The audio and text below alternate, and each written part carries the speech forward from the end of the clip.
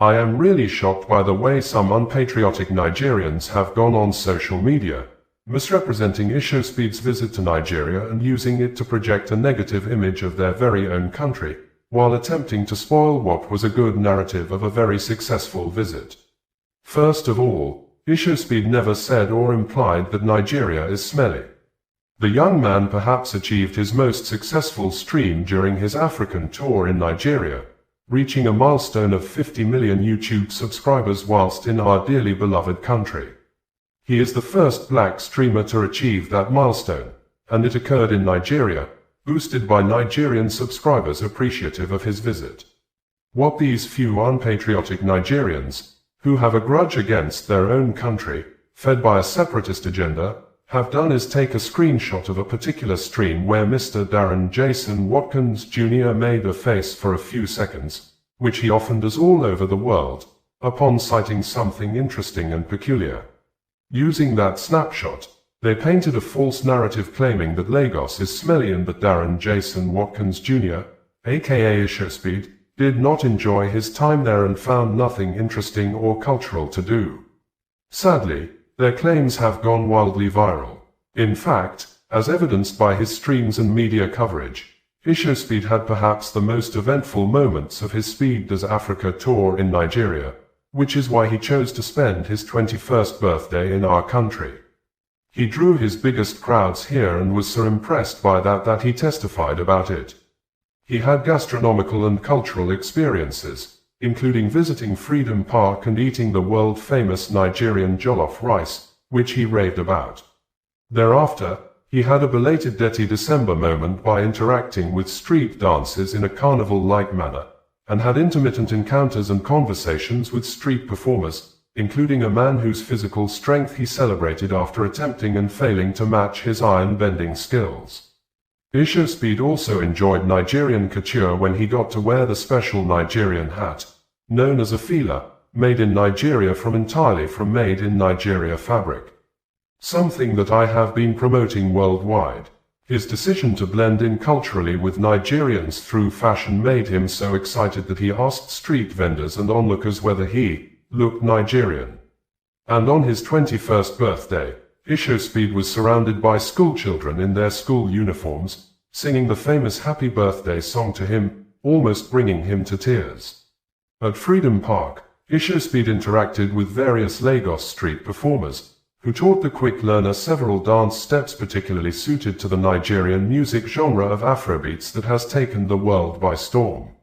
Ishospeed then visited the Nike Art Gallery in Lekki, where the management feted him and gifted him a traditional Lukumi Yoruba outfit, which left him in awe. Mr. Watkins next met Afrobeat singer Zlatan Ibile, who surprised him with a birthday cake, prompting Ishospeed to shockingly reveal that that was the first birthday cake he had ever received. Hard to believe, his time in Nigeria has become one of the most discussed pop culture moments of the year so far, and he was so pleased with Nigeria that one of the first things he did when he visited neighboring Benin Republic was to seek out Nigerians there to continue catching the fun that mesmerized him in Nigeria. Finally, it is not true that the streamer left Nigeria in a hurry after spending only a day in our beautiful country. The truth is that he has only 28 days to visit 20 African countries, and, other than South Africa, where he spent 3 days, he spent approximately 24 hours in each country. At the beginning of the tour, when he had more time, he spent more days in countries, but as the tour wore on and he observed the logistical challenges of visiting the proposed 20 nations, pragmatism forced him to allocate his time more prudently. In no other country did Mr. Watkins enjoy such an action-packed 24 hours, which is why he claimed he was a Nigerian, even saying he was likely Igbo, and named himself Emeka. From the above, it is clear that the narrative crafted by some unpatriotic Nigerians and blown out of proportion by fellow Africans who do not understand Pan-Africanism is nothing but a pathetic lie told by people who have already failed in their unfortunate attempts at setting the United States against Nigeria and are desperate to reignite their negative agenda for Nigeria after seeing the Trump administration cooperating with our great country instead of invading it. bringing you the news in a more digital way. Abu Bakr Malami, a former Minister of Justice and Attorney General of the Federation who was in office from November 2015 till May 2023 when the then President Muhammadu Buhari completed his 8 years tenure in office, under which courts of competent jurisdiction granted several detained Nigerians bail, but the Buhari government refused to release them and even rearrested some of them after they had perfected their bail conditions. The then Minister of Justice, Abu Bakr Malami, who was saddled with the responsibility of protecting citizens' rights, came out openly and apparently justified the violations of court orders by the then Buhari-led government, and during the administration of President Muhammadu Buhari, Abu Bakr Malami frequently defended the actions of the government's refusal to obey court's orders of bail granted to high-profile individuals by asserting that national security and public interest superseded individual rights. Some of the high-profile individuals included Colonel Sambo Dasuki, the former National Security Advisor in the era of President Goodluck Ebele Jonathan, who was held for 4 years from December 2015 to December 2019. Despite being granted bail by at least 4 different Nigerian high courts and the ECOWAS court, he was repeatedly rearrested by the Department of State Services, DSS, immediately after fulfilling bail conditions. Sheikh Ibrahim El-Zakaki and his wife Zina, detained from December 2015 until they were released in July 2021, were refused bail after federal court declared the detention illegal in 2016 and ordered their release by January 2017, but the government under which Abu Bakr Malami was a justice minister did not comply, until they were eventually acquitted of all charges by a Kaduna State High Court in 2021. Also, Omiyele Sowore, an activist and a journalist who is the founder of Sahara Reporters News Media, remained in DSS custody for several months in 2019 despite fulfilling bail conditions set by Justice Ijeoma Ojukwu. He was rearrested within the courtroom just 24 hours after a temporary release. Nnamdi Kanu, the convicted and jailed indigenous people of Biafra, IPOB leader, was refused bail during his initial trial in 2015. President Buhari then publicly stated during a media chat that Kanu, among others, would not be allowed to go on bail due to the nature of their alleged crimes, despite court rulings. In addition, was Navy Captain Dada Labinjo, who was detained by the Nigeria military from September 2018 until at least late 2019, despite a federal high court order for his release, and during these periods, Abu Bakr Malami provided several justifications for these detentions. Most notably during his 2019 ministerial screening, Malami stated that the office of the AGF is meant to protect the public interest, and, where the individual interest conflicts with the public interest, the interest of 180 million Nigerians must naturally prevail. He cited the Supreme Court case of Asari Dokubo versus Federal Republic of Nigeria, arguing, it established that national security could supersede personal liberty in specific contexts, and when Dasuki and Sowore were finally released in December 2019, Malami claimed the government did so on compassionate grounds, and in compliance with court orders, while denying that international pressure from the United States, US influenced the decision. Currently, the then apparent defender and justifier of government disobedient to court orders is now calling on Nigerians and begging them to help him get justice, since the Economic and Financial Crimes Commission, EFCC, kept him in custody against court order that he had said earlier granted him bail, and after perfecting his bail conditions, he was rearrested by the DSS, and since he has remained in detention. According to Mohammed Bello Doka, Special Assistant on Media to Abu Bakr Malami, the Office of Abu Bakr Malami, SAN, expresses grave concern over a series of actions by state agencies, which, taken together, amount to a deliberate attempt to frustrate his constitutional right to fair hearing and effective legal defense.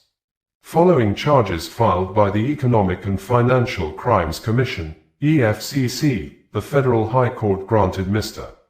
Malami bail. However, the EFCC delayed the submission of his international passports to the court for about 1 week, despite the passports being a key condition for the perfection of bail.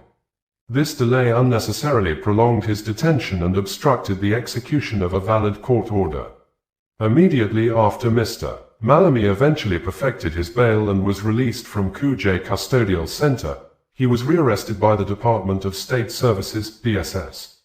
He was thereafter detained for 5 days without access to his lawyers or family, and was only allowed to meet his legal team on Friday after prolonged isolation, delays, and grave violations of his fundamental human rights.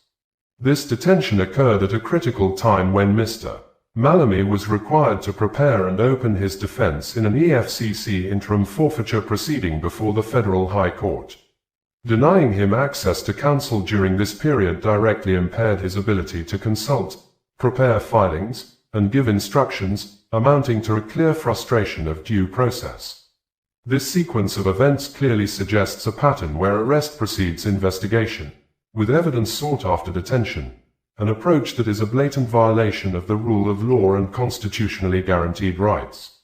It is deeply troubling that the DSS appears to be adopting a similar practice of arrest, detention, and then evidence gathering.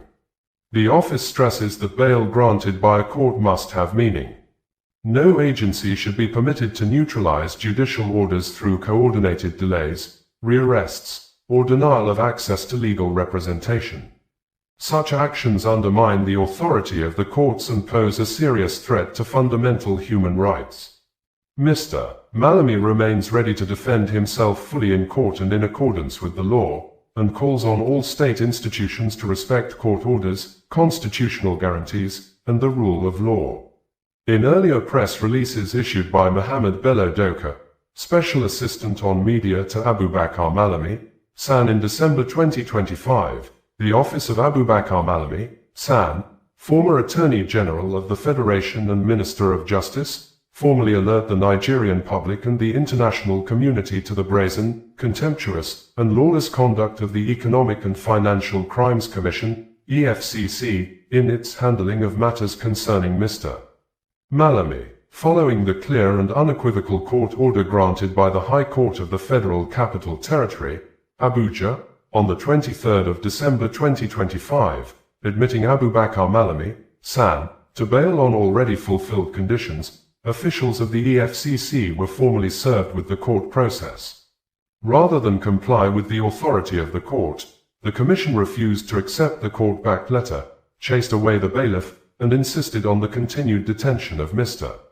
Malami in blatant defiance of the law. This conduct represents nothing short of institutional lawlessness. The EFCC, an agency created by statute and bound by the Constitution, has chosen to elevate itself above the courts, arrogating to itself powers it does not possess and treating binding judicial orders with open disdain. More troubling is the fact that, despite revoking bail and detaining Mr. Malami for over 14 days, the EFCC has failed, refused, or neglected to arraign him before any court of competent jurisdiction. This prolonged detention without arraignment is illegal, unconstitutional, and oppressive, and amounts to a gross violation of Mr. Malami's fundamental rights. It is worthy of note that the EFCC is currently detaining Abubakar Malami, SAN, solely on the strength of a High Court order that permitted his detention for a maximum period of 14 days, an order which expires today. Even without regard to the separate bail granted by another High Court of competent jurisdiction, the EFCC was legally obligated to either release him immediately or arraign him before a court today. It has done neither. This deliberate inaction is a further and damning confirmation of the EFCC's vendetta, its blatant disregard for the rule of law, and its dangerous descent into tyranny and abuse of power. Rather than submit itself to due process, the EFCC has instead embarked on an orchestrated media trial, feeding selective narratives to the press in a deliberate attempt to poison public opinion, destroy reputations, and secure convictions in the court of public sentiment after failing to do so in a court of law. This is a dangerous abuse of power and a direct assault on the principles of justice, fairness, and the rule of law. The Commission's actions leave no doubt that it has abandoned its statutory mandate and allowed itself to be deployed as a tool of political persecution. When an anti-corruption agency begins to disobey court orders, detains citizens indefinitely, and weaponize the media, it ceases to be an instrument of justice and becomes a threat to democracy itself. We remind the EFCC that court orders are not suggestions. They are binding commands of the law. Selective obedience to judicial authority is the clearest pathway to anarchy, and Nigeria must not be allowed to descend into a state where security agencies choose which laws to obey and which to ignore. Abubakar Malami, SAN, has repeatedly stated his readiness to submit himself fully to due process and to have any allegation determined strictly by a court of law. What he rejects, rightly so, is trial by detention, trial by media, and trial by political vendetta. The office of Abubakar Malami, SAN, therefore calls on the judiciary to take urgent notice of this open contempt of court, relevant oversight bodies to hold the EFCC accountable for its serial violations of the law, and Nigerians of conscience to speak out against the dangerous precedent being set by the Commission's actions. No agency, no matter how powerful, is above the law. The office of Abubakar Malami, SAN, reiterates that the Economic and Financial Crimes Commission, EFCC, and its legal representatives have been properly served with the order of the Honorable Court. A day after the order was issued, the court bailiff, Mr. Abiodun Kolawole, attempted service on the EFCC, which refused to receive the order. This refusal does not negate service nor diminish the authority of the court. Later that same evening, the office of Oketepa, SAN, received the court order, conclusively establishing notice and awareness on behalf of the EFCC. Meanwhile, Omiyele Sowore had said he will never support extrajudicial measures against anyone.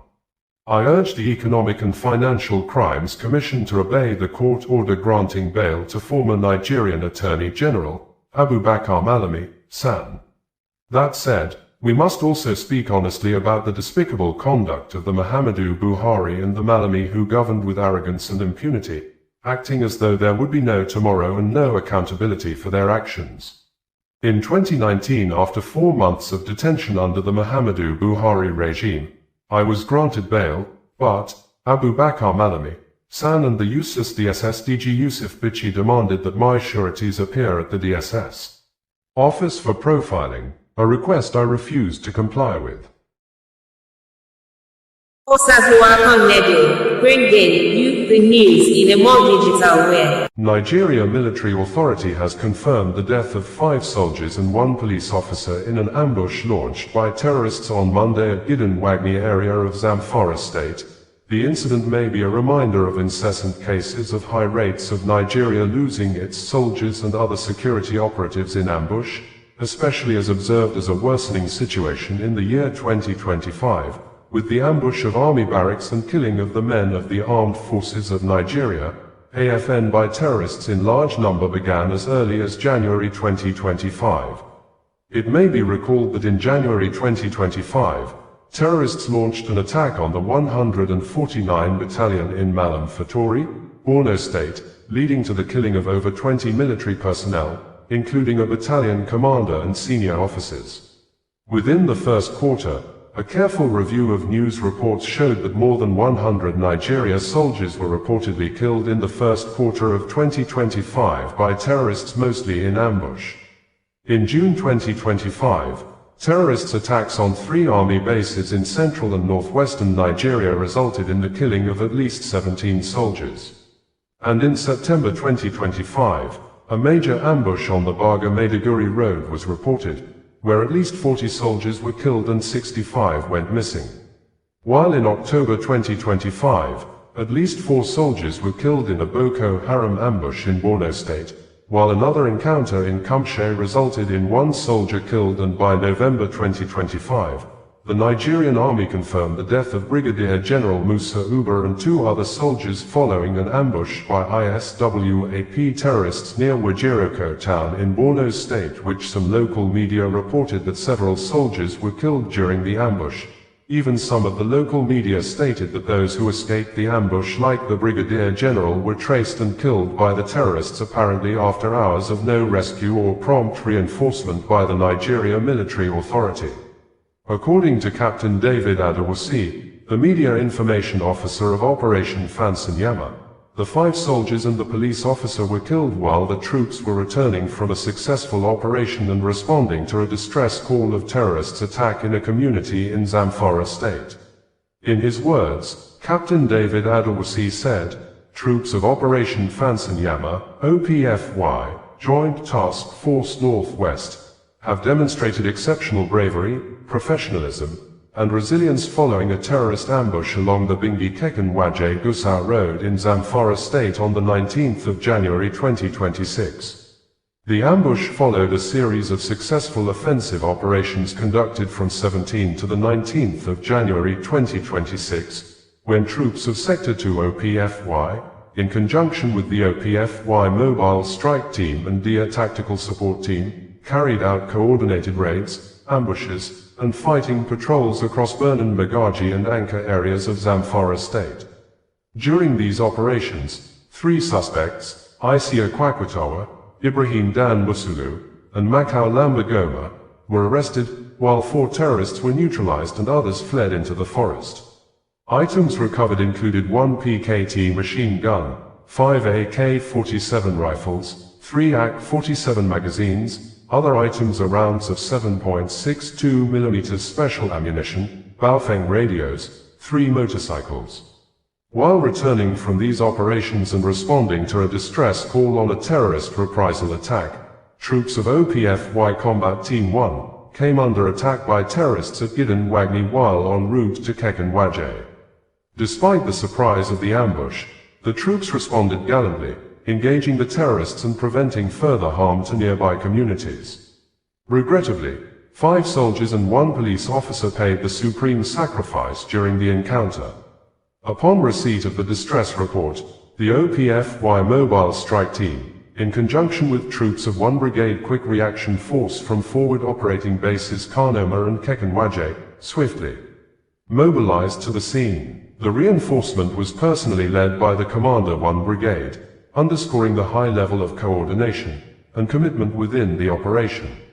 The combined force mounted a robust counter-ambush which forced the terrorists to withdraw, with credible intelligence indicating that notorious bandits Kingpin Jamuya and Alhaji Bello, the 2 IC to Kachala soldiers, seriously injured during the encounter, and some of the fleeing elements sustained gunshot injuries. Troops, supported by community vigilantes, subsequently conducted pursuit while further exploitation and offensive operations continued. Operation Fansanyama assures the public that the situation is under control and remains fully committed to protecting lives and properties of innocent citizens while sustaining pressure on terrorist elements and restoring lasting peace across the joint operations area. The theater commander has condoled with Commander Sector 2 on this loss and further commended the troops for their courage, sacrifice, and professionalism. Additionally, he encouraged members of the public to remain calm and continue to support ongoing security efforts through timely and credible information. The military press release ends in quotes. Bringing you the news in a more digital way. Peter Obi, the former Anambra State Governor and last presidential candidate of the Labour Party in the Nigeria 2023 general elections, has insisted that the 3 brothers among the 12 persons that died as a result of fire that engulfed the 25-story building of Great Nigeria Insurance House Plaza at Balogun Market in Lagos Island on Christmas Eve, called for help for days with no emergency response from the government under the leadership of President Bola Ahmed Tinubu, saying, the 3 siblings, Mr. Stephen Onyeka Omatu aged 40, Mr. Casimir Nabuka Omatu aged 39, and Mr. Collins Kenechukwu Omatu aged 37, for days, sent distressing pleas for help while trapped in the building, yet there were no emergency services to rescue them.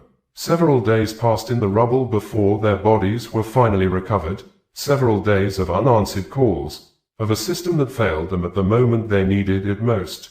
Peter Obi made this statement after attending the burial ceremony of the 3 siblings held at Uzokwa community in Ihiala local government area of Anambra State on Wednesday, after Lagos State Government through the Office of the Commissioner for Information and Strategy, Gbenga Omatoso, in a statement issued on January 1, 2026, stated that as soon as the fire alarm was received on the day, the government deployed teams of first responders to the scene, including the Lagos State Fire and Rescue Service, Lagos State Emergency Management Agency, Lagos State Ambulance Services, security agencies, and other emergency and safety units, but this statement from the Lagos state government appears not to be in line with an eyewitness account, a resident who spoke with News Central Television at the scene of the fire incident, that a phone call was made across to a fire service in Lagos State, but the fire service demanded 30 million naira's service fee before the fire service would respond to the emergency issue.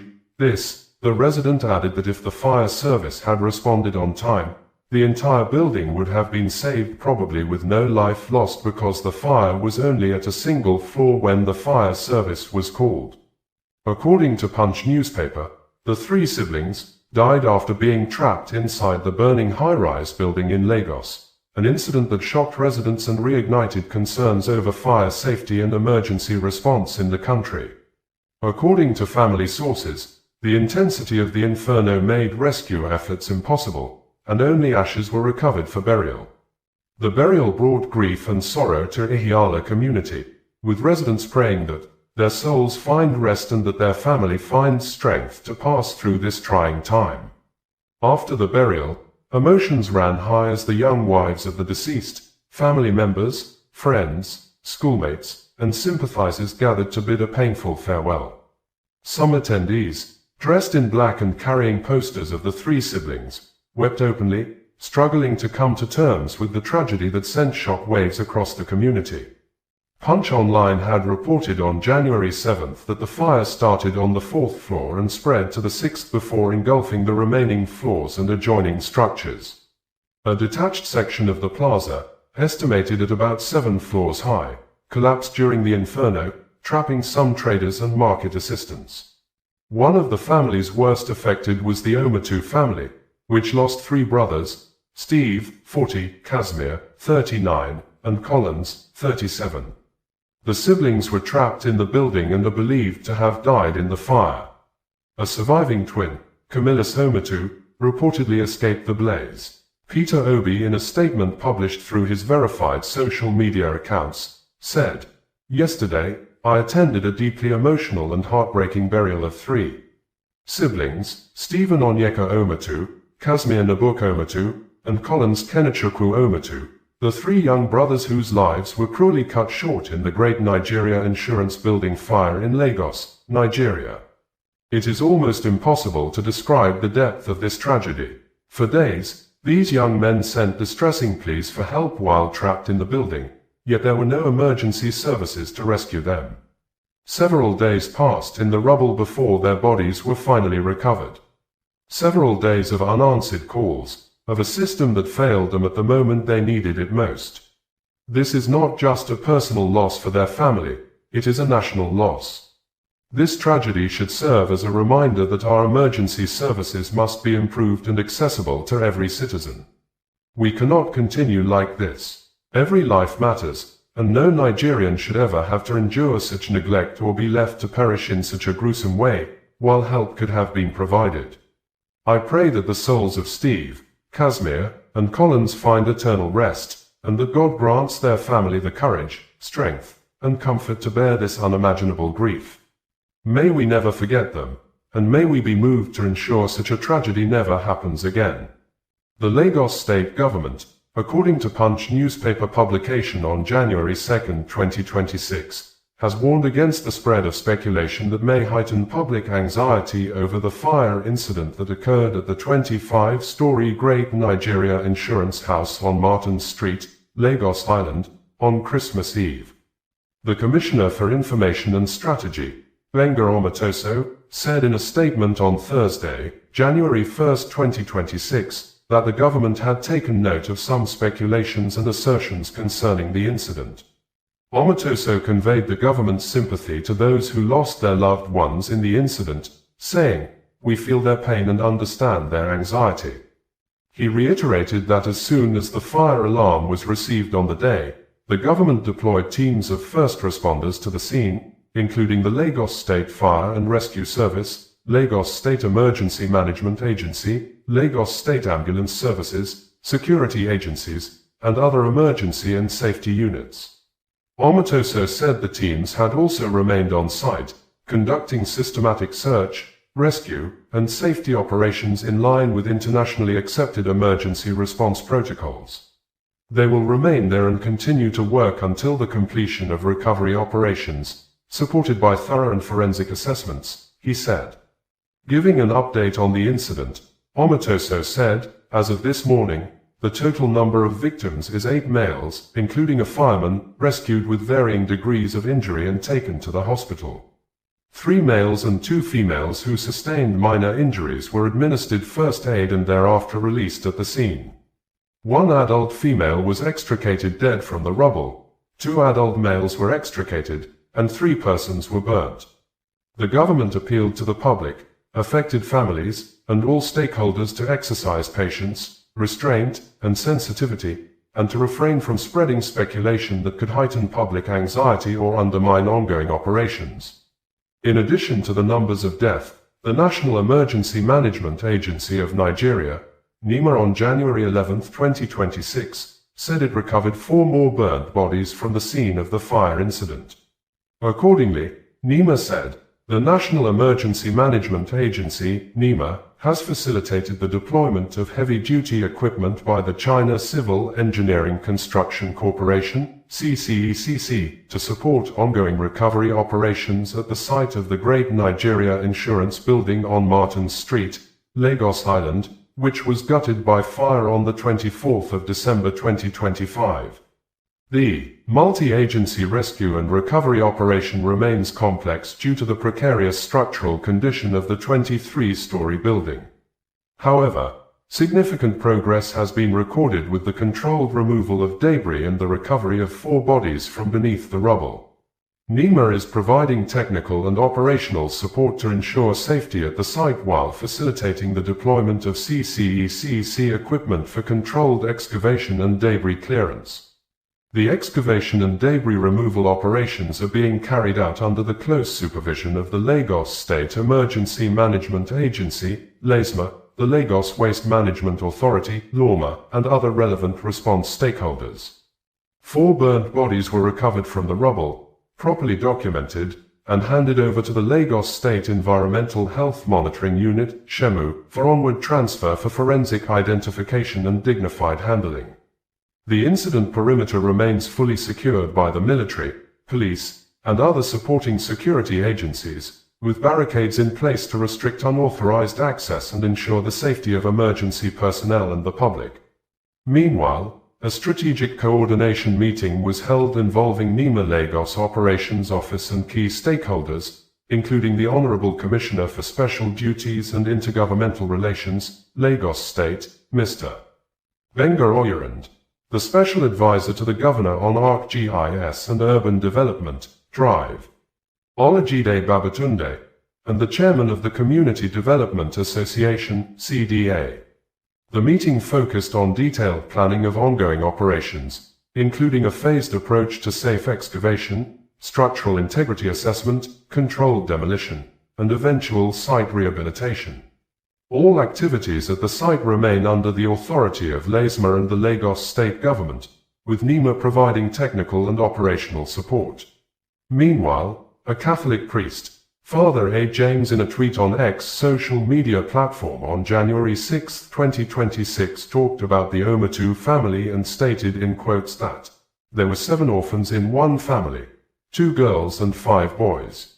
One of them is a priest, Father William Omotu. 3 of their brothers were trapped in the Great Nigeria House Market fire on Lagos Island and died there on Christmas Eve, the 24th of December 2025. They did not die because it was inevitable. They died because, in Nigeria, life has become cheap. Because those meant to protect lives and property did not. Because no one came in time. Because, somehow, nobody cared enough. How does a family bury 3 promising sons on the same day? How do you explain such pain? This is not just sad. It is devastating. It breaks the heart. What hurts even more is knowing that their brother, a priest and my friend here in Scotland. The remaining siblings will live the rest of their life and ministry carrying this memory, the knowledge of how their brothers died, and how helpless everyone was. May Nigeria not happen to any of us, in Jesus' name. I pray that the Lord grants this family the fortitude to carry a grief this heavy. May the souls of Stephen, Casimir and Collins rest in peace. Amen. On January 9, 2026, Father A. James also tweeted and said, I just came off a call with Father William Omatu, the brother of the 3 siblings that lost their lives in the Lagos market fire, and he told me they could not recover the bodies of his brothers. They were left only with ashes. In fact, he showed me the ashes he had just collected from the site. This is painful and heartbreaking. He told me that about 100 people died in that building. What a tragedy. I cannot imagine what it feels like for him and his remaining siblings at this time, but I pray that God will see him through. Amen. Please keep them in your prayers as they travel for the burial. I'm a living witness, and my friend are also selling business in this plaza, so very close to this place.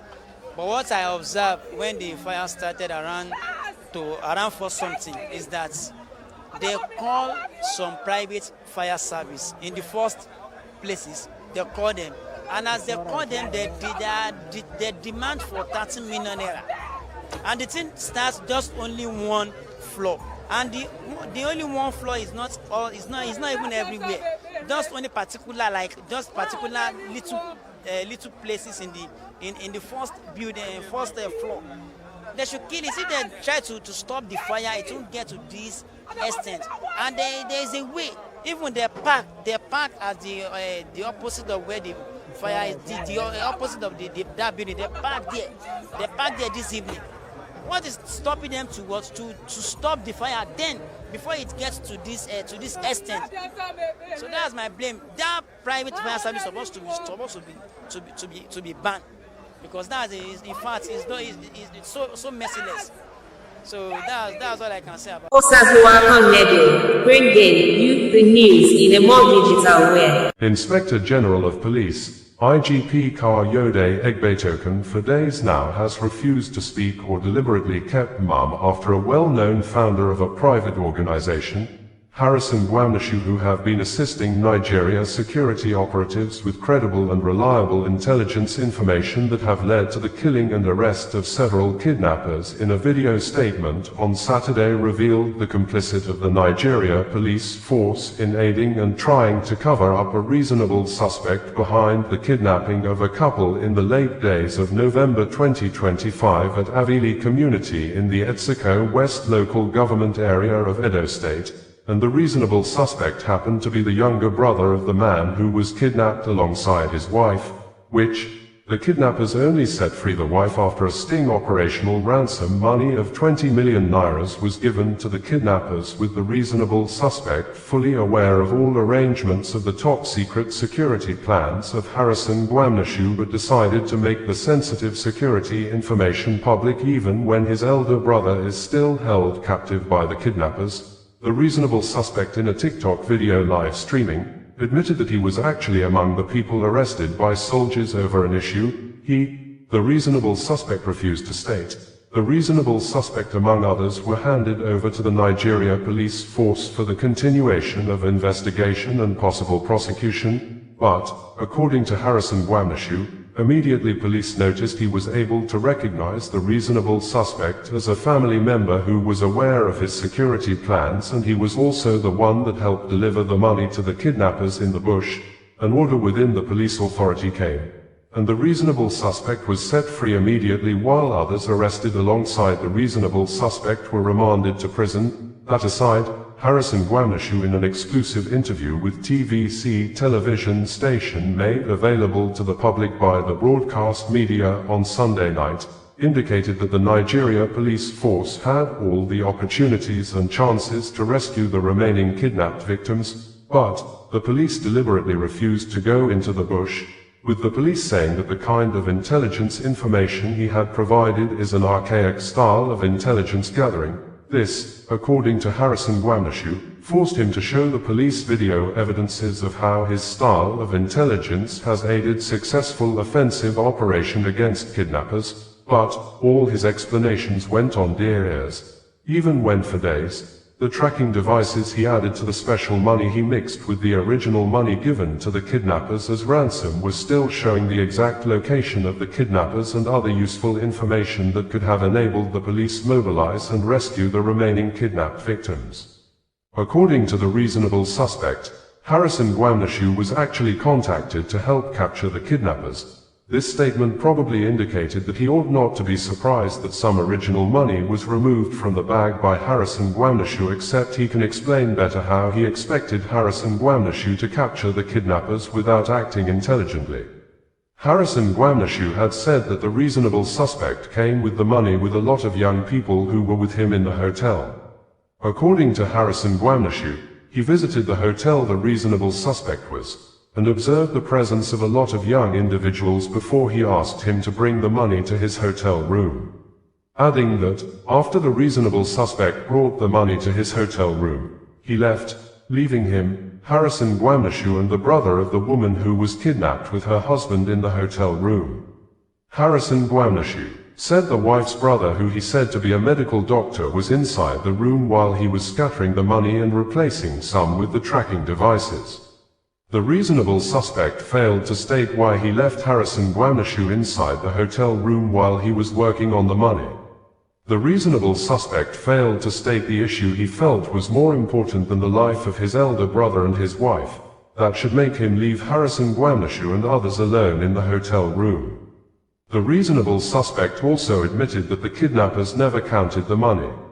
That, immediately he opened the bag in the presence of the kidnappers, saw the way and manner the Naira notes were scattered, he concluded that Harrison Guamnashu had removed some money from the bag. Adding that, immediately he left the presence of the kidnappers, he started calling people to inform them that Harrison Guamnashu had removed some money. And when the divisional police officer, DPO, asked Harrison Guamnashu if actually he removed some money from the bag, Harrison said yes, stating clearly that that is how he does his work. The reasonable suspect never stated why such an information became an issue on social media even when his brother was and still with the kidnappers.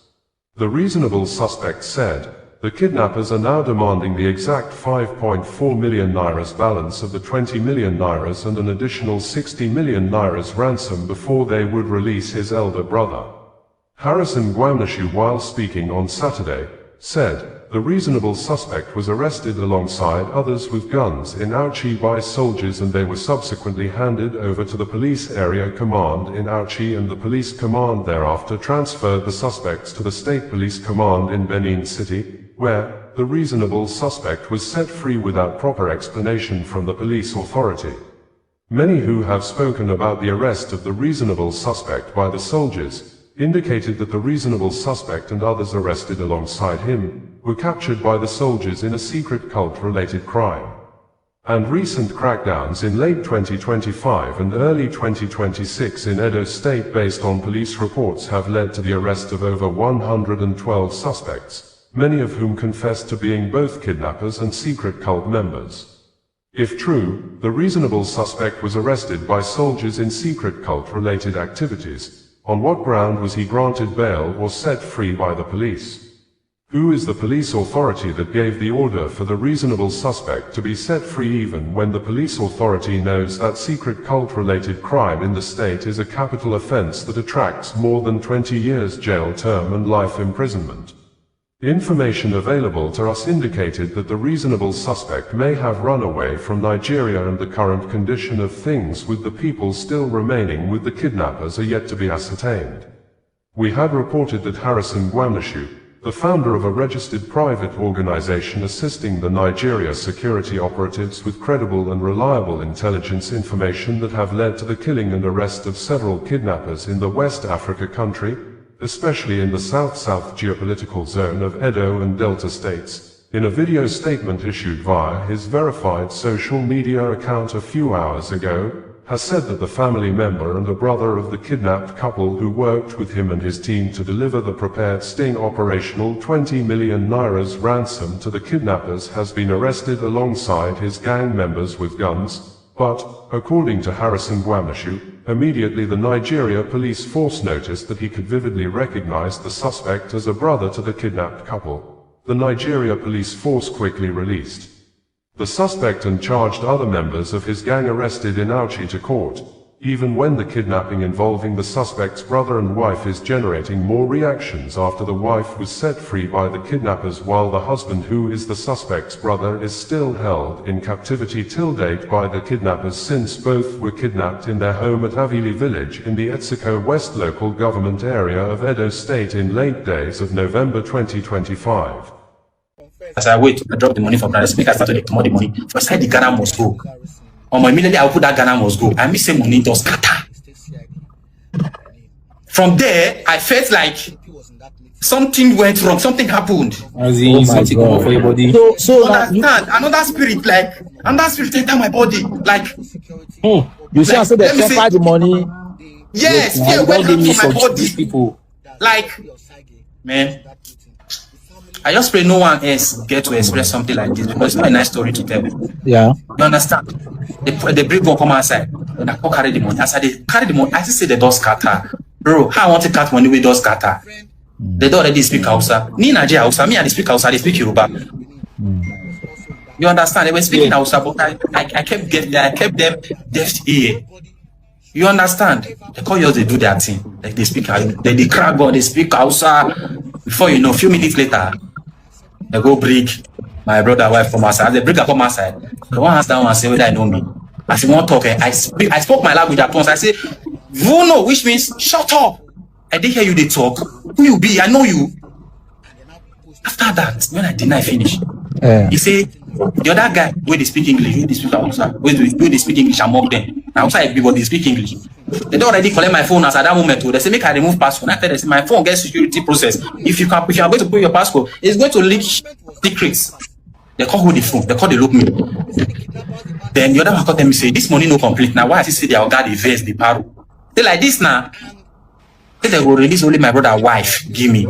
Say they release only my brother wife. Say they will cut that money.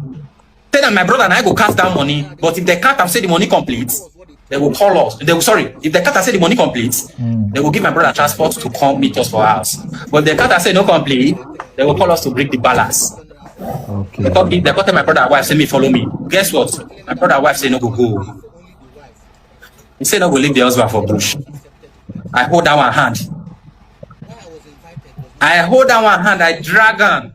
As I drag inside the time motor, as we enter motor, they give me my phone and my SIM card. I put that back inside my phone.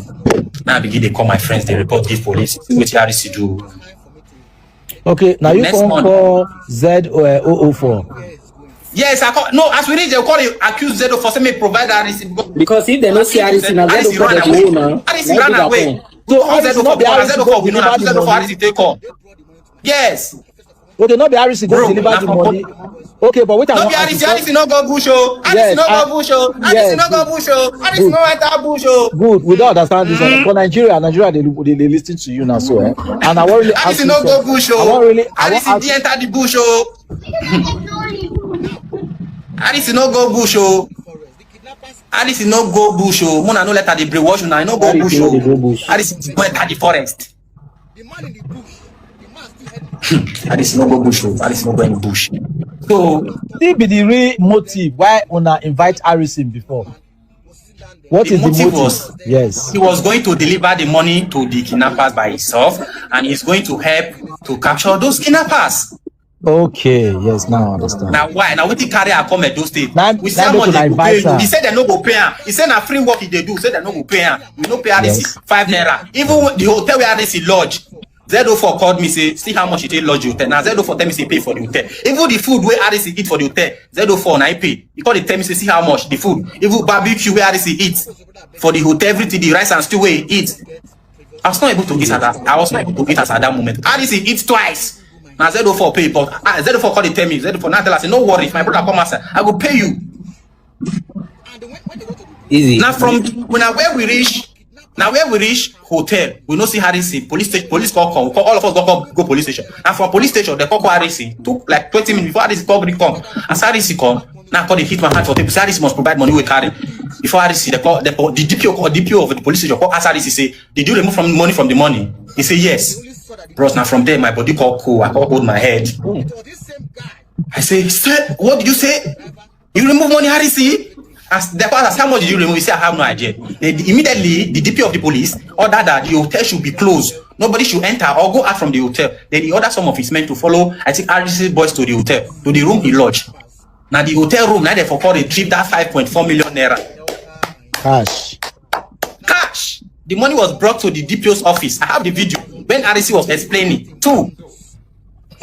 As at 11 p.m., we're still at the police station that day, 11:30.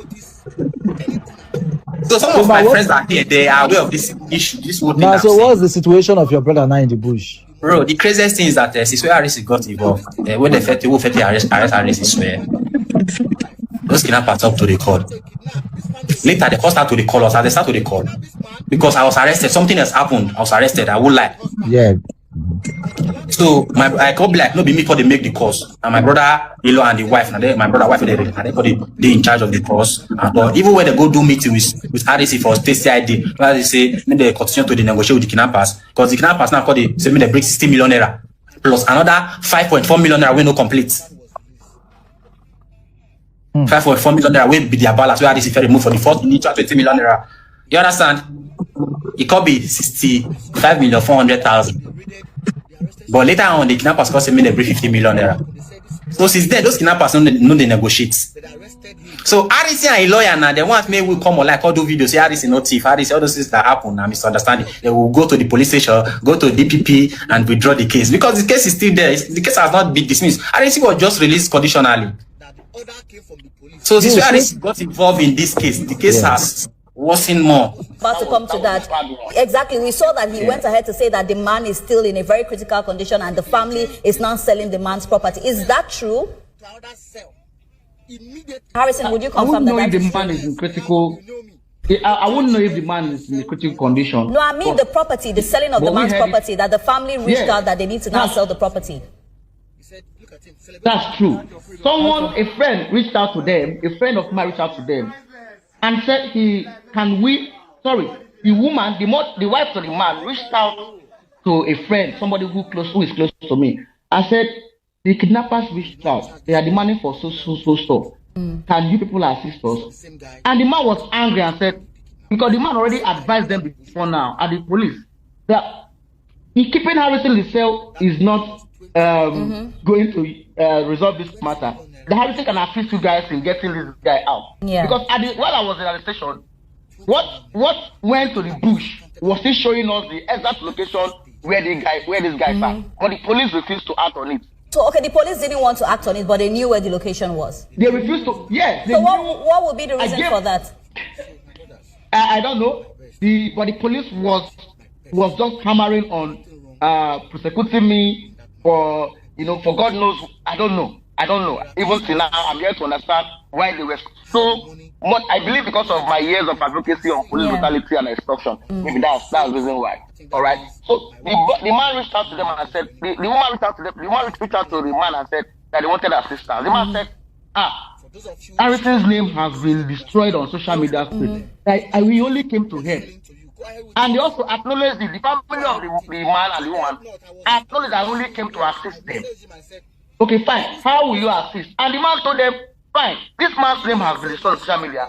You people have to, after he rendered assistance, you people have to still go back to the media and tell them the role I played in this whole matter. Yes. And the woman was recording every conversation she had with the man, which they sent to VDM, and VDM posted it. So imagine the kidnappers listening to that conversation. To such things. What will happen? But Harrison, I also know that a 20 million was involved in this whole thing. Where did that 20 million actually go to? Yes. Yeah, Harrison, can you hear me? It went to the kidnappers. Did you give it to them directly? Yes, I can hear you. Did you give it to them directly? No, I don't pay ransom to kidnappers. The family went in and gave the money to the kidnappers. So the family met with the kidnappers? Yes, the kidnappers, it's give and take. They don't drop it somewhere and move. No, you bring the money and give them in their legs while they are there with you. They will confirm the money and then you move. They release the person and give to you. But on this one, the money was not counted to know if it's below 20 million or above 20 million.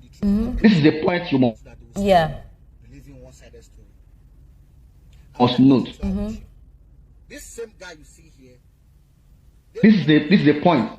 The money was not counted to know if it's above 20 million or below 20 million. But what went into that forest was 20 million naira. Was 20 million naira went into that forest. Yes, that was what went into that forest. But you know, right about now. But there are things involved which I cannot say now. Exactly. Yes, I get it. Yeah. Yeah. So, but what went into that forest was 20 million naira went into that forest. And again, please, that man was not kidnapped alone and the wife. Another family were kidnapped too. A man and the wife was kidnapped. The man also is currently there with the man. The man family brought 20 million naira to the same kidnapper. The kidnappers took that money and they not also released that man too. So it's not just this man in that forest now. So now it's not just the man in the forest. Actually, there's another man in the forest as well. No, there's another man in the forest. The man was kidnapped with the wife and then a little child. The kidnappers noticed that the child was crying. They released the wife and the child to go. Yeah. They held the man. That man, the family also came to pay money, 20 million naira. They took the money that same day, that same night. But Harrison, with this whole thing, I'm worried that, you know, these families, you're saying that these families go and they see these kidnappers one-on-one. You know, I'm worried that if they know where they are, they see them, you know, that's very scary. Anything could have happened to these families. Why didn't the police take charge at any point of all of this? They have opportunity to have strike them. They have big opportunity. So the police had the opportunity to strike them? They had the opportunity. They said that my method was outdated. That was what they gave. I said no. I gave them videos and pictures of the recoveries we've made. Yeah. The videos, pictures of other of these kidnappers that they have been neutralized by the military. I don't neutralize. I don't do anything. With my team, we show them the tracks of these kidnappers using our device. That has been working for us. So sometimes the security will tell you I'm not part of the operation because they don't want to, you know, show their lapses to the world. So they will tell you that it's not part of the operation. They only give us intelligence. I'm part of the operation. I'm there at the forefront. I'm there with them. You came out and apologized. Bringing you the news in a more digital way. Harrison Gwamnashu, the founder of a registered private organization assisting the Nigeria security operatives with credible and reliable intelligence information that have led to the killing and arrest of several kidnappers in the West Africa country, especially in the South-South geopolitical zone of Edo and Delta states. In a video statement issued via his verified social media account a few hours ago, has said that the family member and a brother of the kidnapped couple who worked with him and his team to deliver the prepared sting operational 20 million naira's ransom to the kidnappers has been arrested alongside his gang members with guns. But, according to Harrison Gwamnashu, immediately the Nigeria police force noticed that he could vividly recognize the suspect as a brother to the kidnapped couple. The Nigeria police force quickly released the suspect and charged other members of his gang arrested in Auchi to court, even when the kidnapping involving the suspect's brother and wife is generating more reactions after the wife was set free by the kidnappers while the husband, who is the suspect's brother, is still held in captivity till date by the kidnappers since both were kidnapped in their home at Avili village in the Etsiko West local government area of Edo State in late days of November 2025.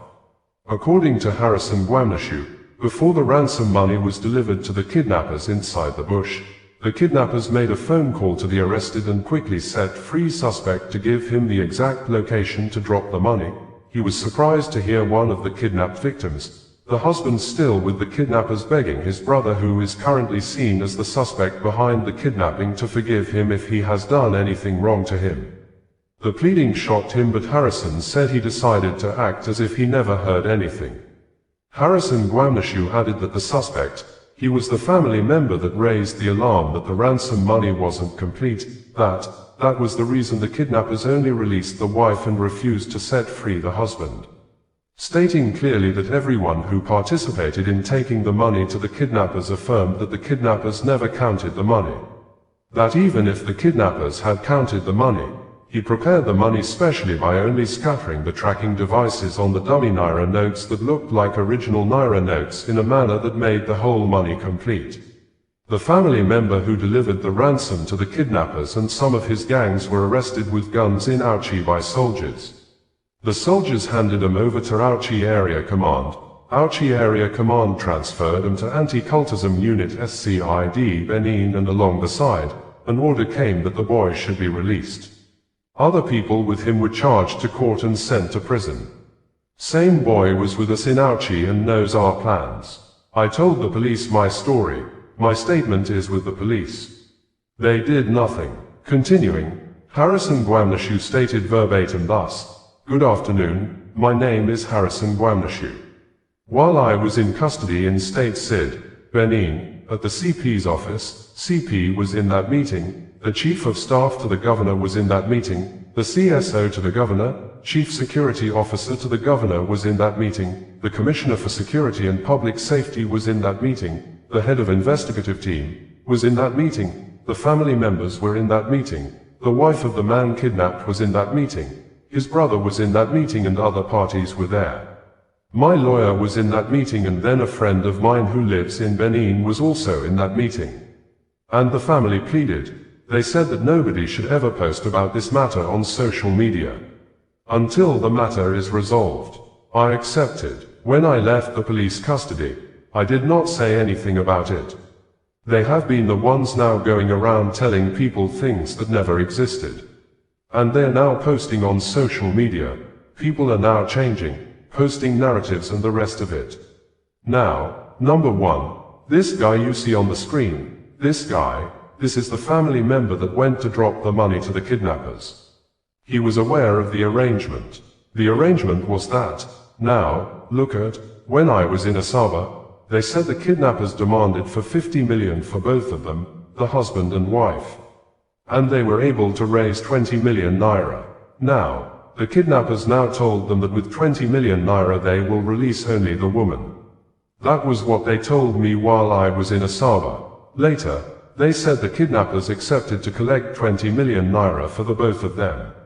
They pleaded that the wife is pregnant, although the kidnappers were telling them that that money would be for only the wife. Later they said the kidnappers accepted to collect 20 million Naira. Why I was invited was not to go and give the kidnappers money. No, it was for me to fix something in the bag of money they are taking to the kidnappers. This is not what I am supposed to say on the social media space. But, now, it is time for me to say it the way it is. So that anywhere it is going, people will know the true fact of the story. So that they will stop believing one-sided story. And when I got into Auchi, this same guy you see here, they brought the money to my hotel. I first of all went to their hotel. They were crowded. Young boys were there. They now came to my hotel. While in my hotel room, they left somebody, a doctor, who is a brother to the woman. He was sitting there in my room. I did my job perfectly. The bag was sealed up for them to take it to the kidnappers in the forest. Now, before they moved to the forest, the kidnappers called. And he answered the phone, which was the last pickup, for them to give direction where they're coming. The man in the bush, the man with the still held in the bush, was begging this guy. The doctor was there. The doctor, the brother to the woman, was sitting down there. My driver was there and other people were sitting down there. The man in the bush was begging the brother, this one, begging this guy. He said, "Please, if I have wronged you before, forgive me. If I have done something to you before, forgive me." And he began to beg him. A beg. Now, me and my wife are here. You know, my wife, a beg. If I have done you wrong before, I begged, forgive me. I begged. He was begging this guy. Then, the phone hanged up. I asked him, why was your brother begging you? He said, I get previous transaction. I said, "Hey, it's okay, no problem. I just do as if it didn't even go in my head. Nothing happened. I just left it." So, they carried the money to the bush. And when they got to the bush, they said, the kidnappers did not count the money to know whether it is above 20 million naira or below 20 million naira. If they have counted that money will be 20 million naira, because what we did was what we are supposed to do. They only saw that the money was counted, but they did not count the money. It was this same guy, thank God he was there with my driver, who confirmed everything. It was this same guy that came out and raised alarm that it was what I did that made him to hold the guy. Now, listen, kidnappers, these kidnappers, we've monitored them for months, both in Delta and in Edo states. Now, they don't count money, 100,000, 200,000, they count in bundles. So, what we did was, they wouldn't have even noticed anything at all. They wouldn't have noticed anything at all. We did our job perfectly well and they took the money there. The money was not counted. Now, listen, now it was not only this man they went to release and the wife. Another family they kidnapped. This family they kidnapped. This one they kidnapped. They kidnapped this man, the wife and the husband. But, along the line, they released the woman and the child because the child was crying. The same family, this other family went also to pay ransom again to kidnappers too. And when they got there, the same kidnappers, when they got there, the kidnappers collected 20 million naira and they didn't release the man. So, both this one and this one were taken back to the bush and the woman was released. That was what transpired. So, while I was in custody in Benin, I saw young people. They arrested young guys, brought them to the cell. What happened? They said this boy here, this same person that paid ransom, they arrested him. He was arrested in Auchi, arrested them with guns, not only him, many of them.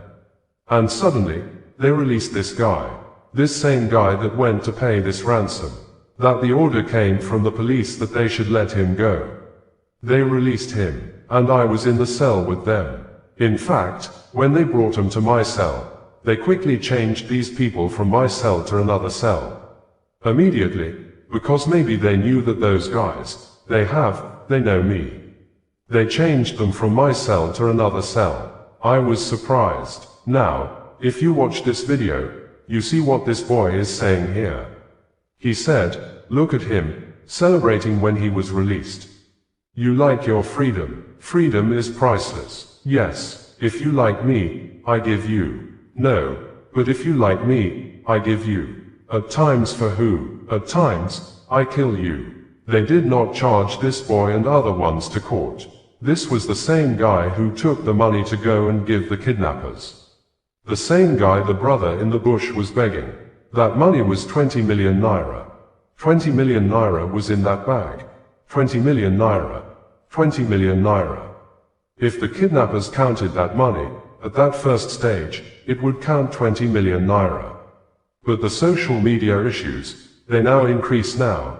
They announced that the family should bring in some amount of money. So, my brothers, I did my best. I did my best. I didn't do anything wrong in that matter. I did everything possible, but there are things I would still say. How the money, everything that happened, I would say it. Because if I say it, I think that ends my work too. I won't be doing anything for anybody again. But I have to clear my name. I have to clear my name. So, those of you who destroy my name on the social media space, there is no problem. This narrative, they're selling to you. Go ahead with it. Go ahead with it. Tunde Ednut, I was bashing him, yes. I messaged him, I said, why do you stop posting? That VDM said he has something against me. And you stopped posting. He could not bring it up. Why do you stop posting? Post what? Just post it. Ask him questions. Where is the evidence you say you have for Nigerians? You are giving us 24 hours to confess. Where is the evidence? Good afternoon, my name is Harrison Gwamnushu. While I was in custody, State CID Benin, at the CP's office, all right? CP was in that meeting. The chief of staff to the governor was in that meeting. The CSO to the governor, chief security officer to the governor was in that meeting. The commissioner for security and public safety was in that meeting. The head of investigative team, the CSP of Sage, was in that meeting. The family members were in that meeting. The wife of the man kidnapped was in that meeting. His brother was in that meeting. And other parties were there. My lawyer, Barrister Favor, was in that meeting. And then a friend of mine who lives in Benin was also in that meeting.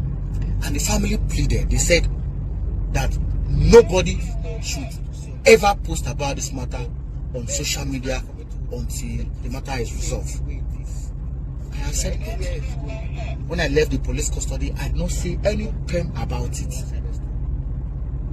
They have been the one now going around telling people things that never existed.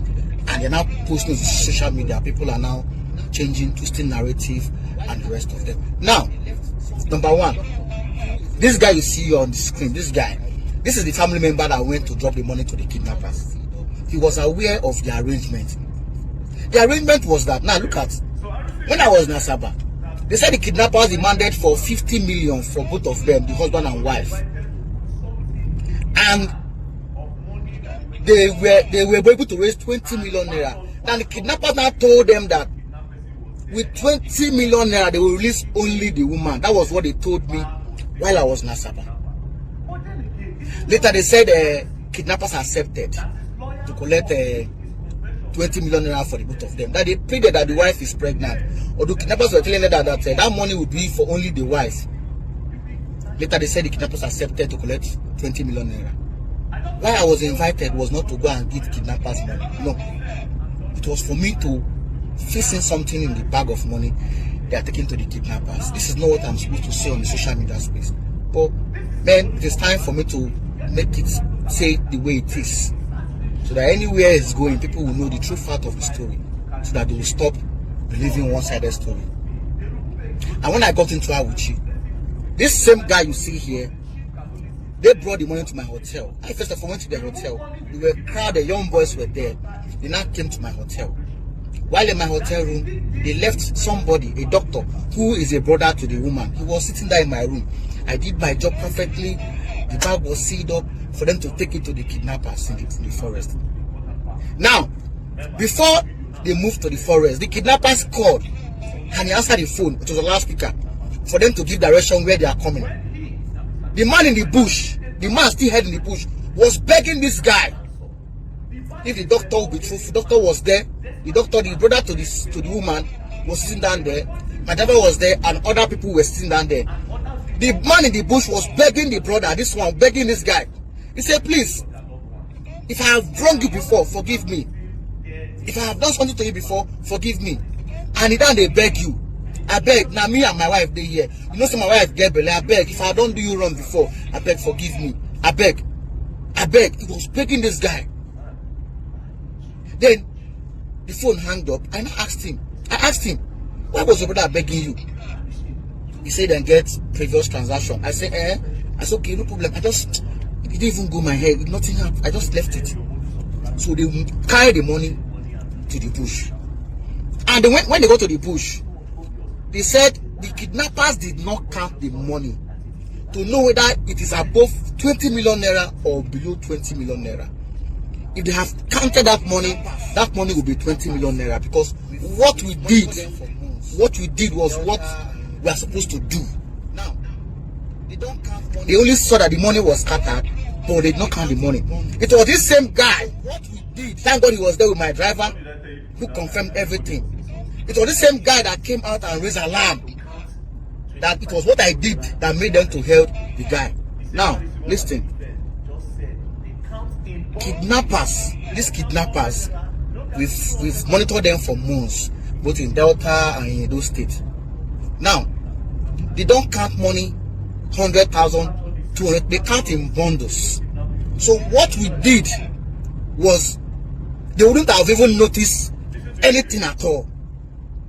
They wouldn't have noticed anything at all. We did our job perfectly well, and they took the money there. The money was not counted. Now listen, Now, it was not only this man they went to release and the wife. Another family they kidnapped. This family they kidnapped. This one they kidnapped. They kidnapped this man, the wife, and the husband. But along the line, they released the woman and the child because the child was crying. The same family, this other family went also to pay ransom again to kidnappers too. And when they got there, the same kidnappers, when they got there, the kidnappers collected 20 million naira and they don't release the man. So both this one and this one were taken back to the bush, and the woman was released. That was what transpired. So while I was in custody in Benin, I saw young people. They raided, they arrested young guys, brought them to the cell. What happened? They said this boy here, this same person that paid ransom, they arrested him. He was arrested in Awuchi. Arrested them with gun. Not only him, there are many of them. And suddenly, they released this guy. This same guy that went to pay this ransom. That the order came from the police that they should let him go. They released him. And I was in the cell with them. In fact, when they brought them to my cell, the same family, this other family went also to. They quickly changed these people from my cell to another cell immediately, because maybe they knew that those guys they know me. They changed them from my cell to another cell. I was surprised. Now, if you watch this video, you see what this boy is saying here. He said, "Look at him celebrating when he." You like your freedom? Freedom. Freedom is priceless. If you like, then I give you. Nobody, if you like, don't use money to have freedom. All thanks to who? All thanks to you. Let me play it for you. They did not charge this boy and another ones to court. This was the same guy who took the money to go and give the kidnappers. The same guy the brother in the bush was begging. That money was 20 million naira. 20 million naira was in that bag. 20 million naira. 20 million naira. If the kidnappers counted that money at that first stage, you would count 20 million naira. But the social media issues, they now increase now the ransom that the family should bring in such amount of money. So my brothers, I did my best. I did my best. I didn't do anything wrong in that matter. I did everything possible. But there are things I will still say. How the money, everything that happened, I will say it. Because if I say it, I think that ends my work too. I won't be doing anything for anybody again. But I have to clear my name. I have to clear my name. For those of you destroying my name on the social media space, there is no problem. This narrative they are selling to you. Go ahead with it. Go ahead with it. Tunde not, I was bashing him. Yes, I messaged him and said, "Why do you stop posting?" That VDM said he has something against me, and you stop posting. He could not bring it up. Why do you stop posting? Post what? Just post it. Ask him questions. Where's the evidence you say you have for Nigerians? That even Harrison 24 hours to confess. Where's the evidence?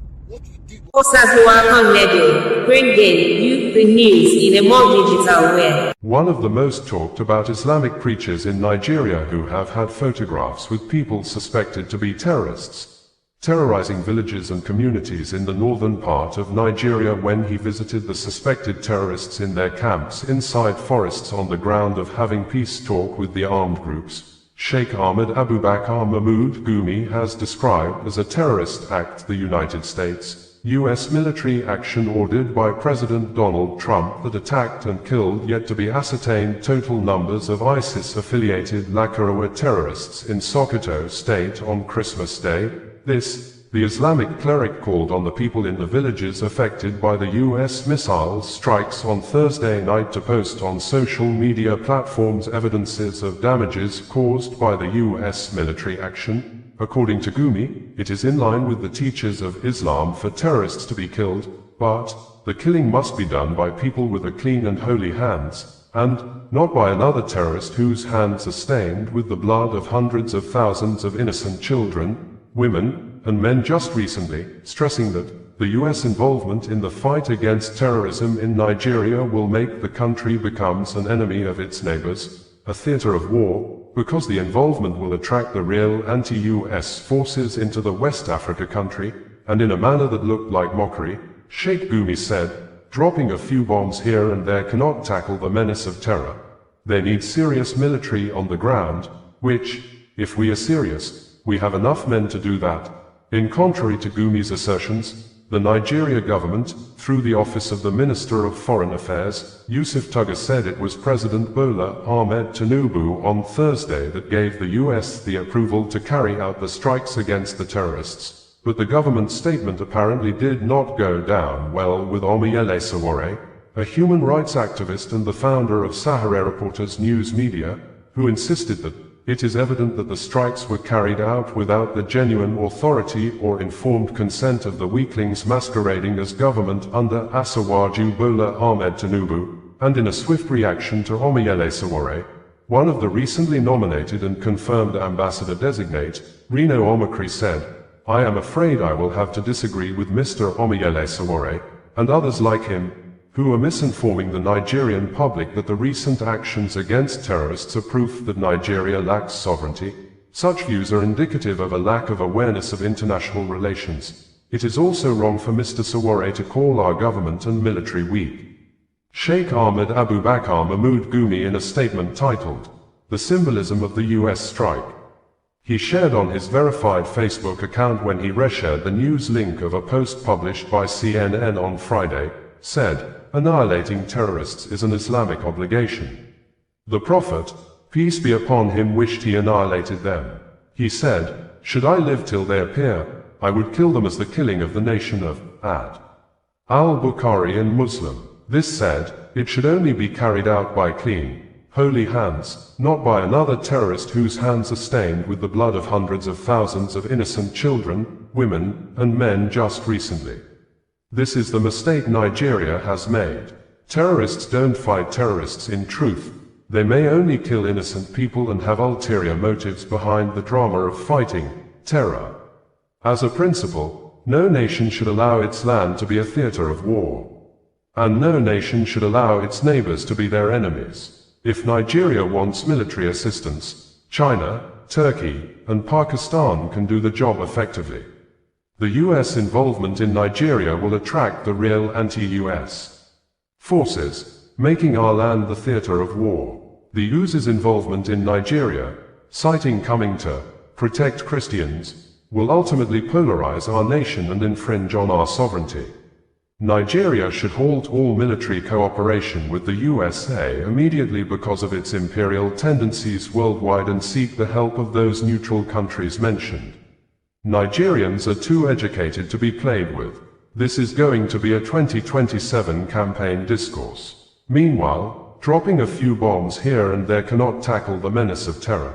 They need serious military on the ground, which, if we are serious, we have enough men to do that. We call on all villages affected to upload videos and pictures of any casualties involved. The attacks are symbolic of a Harbinger neo-crusade war against Islam. Attack on Sokoto, where 90% are Muslim with no imminent danger of terror, while the real threat is in Maiduguri and on a Christmas Eve, with the claim of protecting against Christian genocide, says a lot. We believe the terror is manufactured and sustained by the same people claiming to fight it. A word is enough for the wise. According to Channels Television, the Nigeria government said President Bola Tinubu gave the go-ahead for the US strikes against terrorists in the country's northwestern region. Foreign Affairs Minister Yusuf Tuggar said this on Friday, hours after the US Department of War and President Donald Trump announced the North American nation had conducted strikes against the terrorists. Now that the US is cooperating, we would do it jointly, and we would ensure, just as the President emphasized yesterday before he gave the go-ahead, that it must be made clear that it is a joint operation, and it is not targeting any religion nor simply in the name of one religion or the other, the minister said on Channels Television's Sunrise Daily. We are a multi-religious country, and we are working with partners like the US to fight terrorism and safeguard the lives and properties of Nigerians, the minister said. Some have viewed the strikes as a violation of the country's territorial integrity, but Tuggar says the federal government would not take any actions that would violate the country's sovereignty. Omoyele Sowore reacted and said, I have read reports that the United States government launched attacks on Nigerian soil on Christmas Day, as announced by Donald Trump and the US Secretary of War, Peter Hegseth, purportedly targeting terrorist groups within Nigeria. Although the Nigerian government now claims it was aware and describes the operation as a joint effort with vague, international partners, it is evident that the strikes were carried out without the genuine authority or informed consent of the weaklings masquerading as government under Asiwaju Bola Ahmed Tinubu. My position remains unchanged. Judging by the nature of the confirmed strike on a village in Sokoto, it is clear that the US president under whose authority this operation occurred neither understands nor genuinely cares about Nigeria or Nigerians. It is deeply troubling that Nigeria, Africa's most populous nation, lacks the capable and sovereign leadership required to protect its people and its territory. As a result, the country has been reduced to a bystander while its sovereignty is violated under the direction of US President Donald J. Trump. I reiterate, only true, tested, and informed leadership can protect Nigerians, not imperiled, jaundiced neoconservatives operating from Washington, D.C. Reno Omokri, in a statement titled, Addressing Omoyele Sowore's Statements on Nigeria's Sovereignty, said, I am afraid I will have to disagree with Mr. Omoyele Sowore, and others like him, who are misinforming the Nigerian public that the recent actions against terrorists are proof that Nigeria lacks sovereignty. Such views are indicative of a lack of awareness of international relations.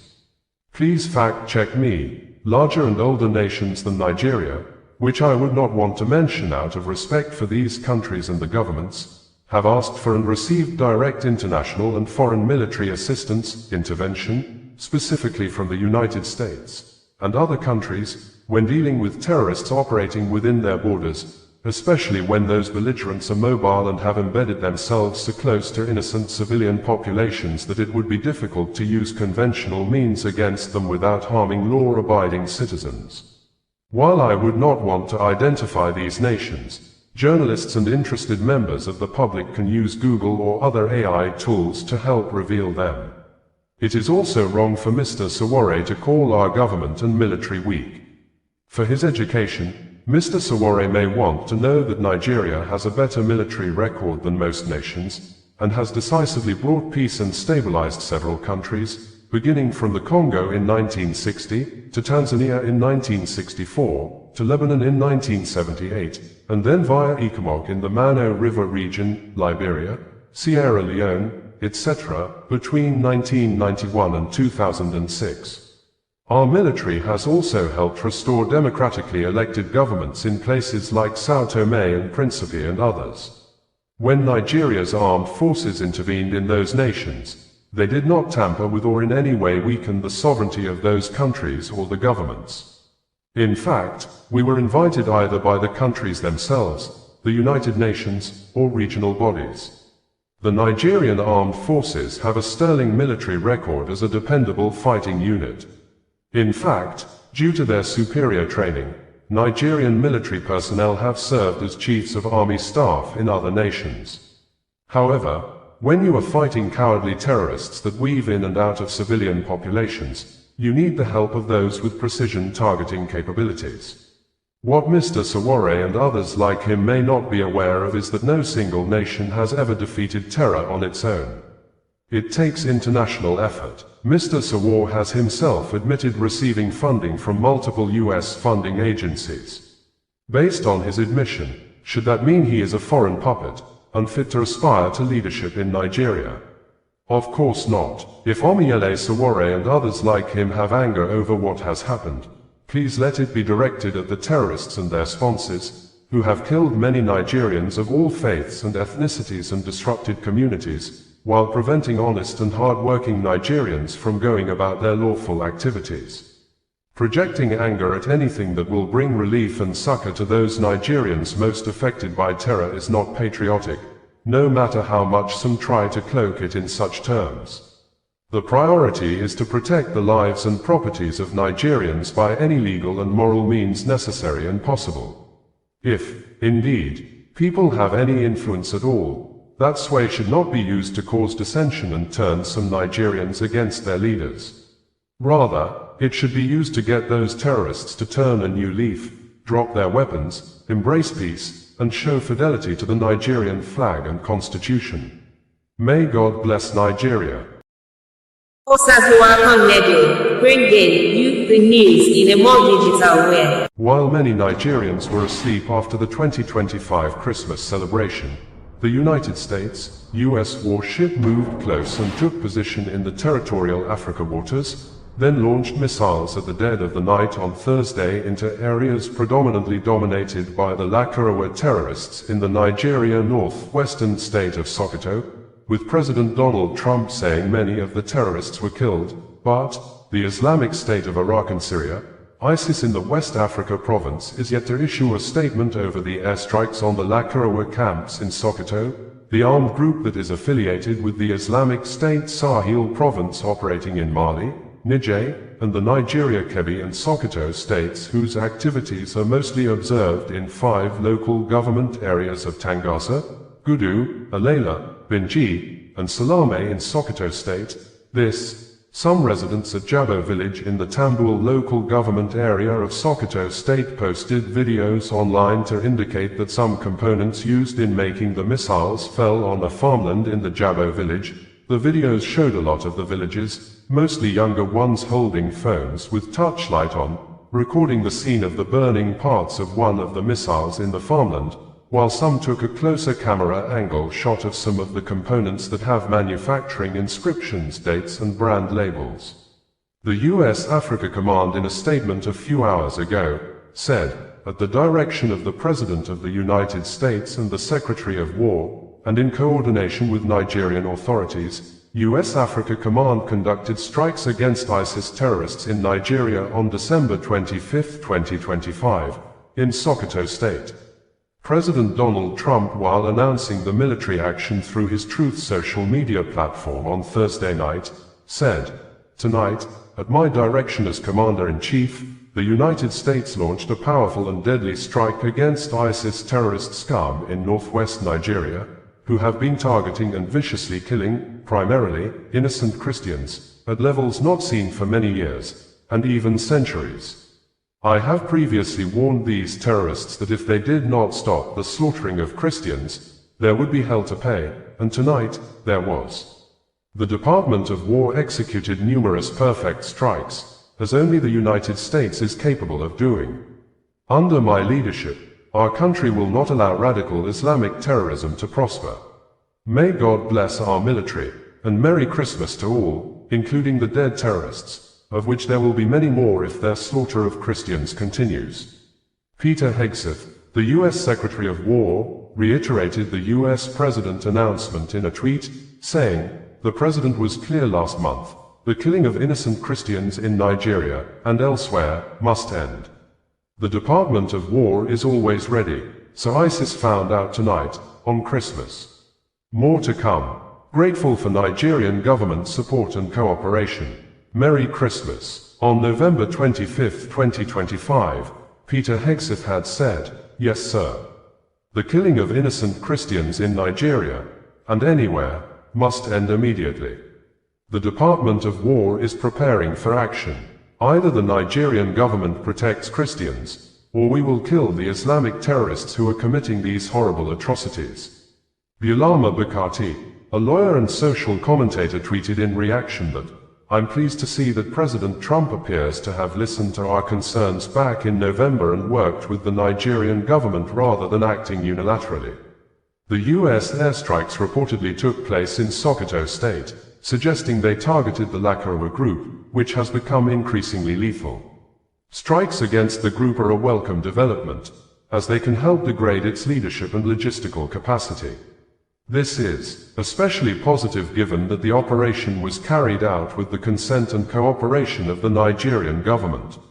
We had reported in early November 2025 that President Donald Trump of the United States of America has placed U.S. soldiers on red alert for possible war in Nigeria.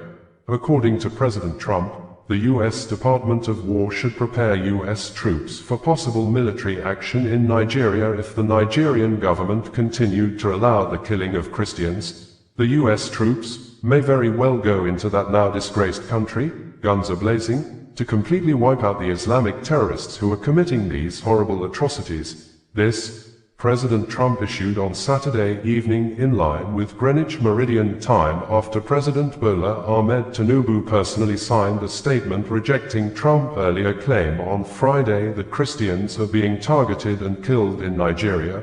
Although President Bola Ahmed Tinubu disagreed with Trump, who had described the high level of insecurity in Nigeria as a religious war by Islamic terrorists against Christians, but some Nigerians quickly took to the comment section of President Bola Ahmed Tinubu's post on X social media platform, and pasted a screenshot of a tweet published by President Bola Ahmed Tinubu on January 29, 2014, wherein President Bola Ahmed Tinubu apparently had long accepted and agreed that the insecurity in Nigeria is possibly a religious war against Christians in the West Africa country.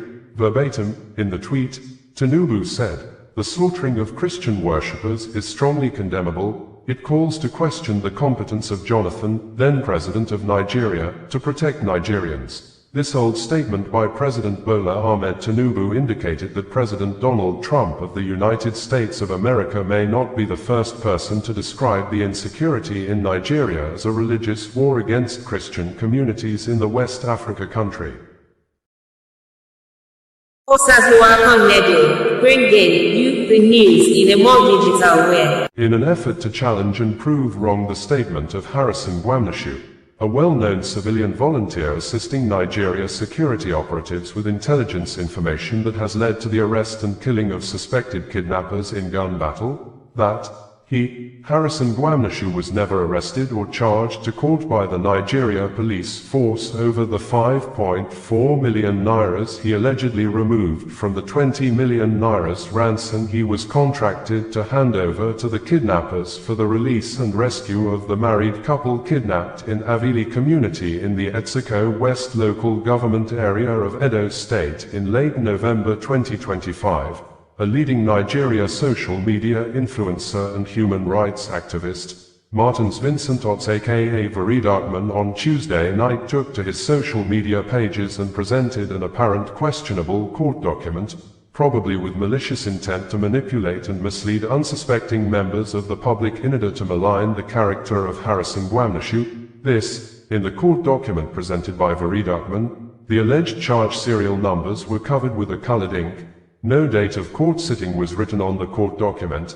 The document indicated that the alleged 3-count charges were drafted and signed on the 18th of December 2025, a day before Harrison Gwamnashu was asked to go home from the police custody on December 19, 2025, while awaiting the advice of the Department of Public Prosecutor, DPP, on the matter. And the apparent fraudulent court document did not show the officer or the person responsible for the court count charges, and Veridakman apparently in a manipulative manner did not show the full signature and any name of the officer who authored the alleged court charges.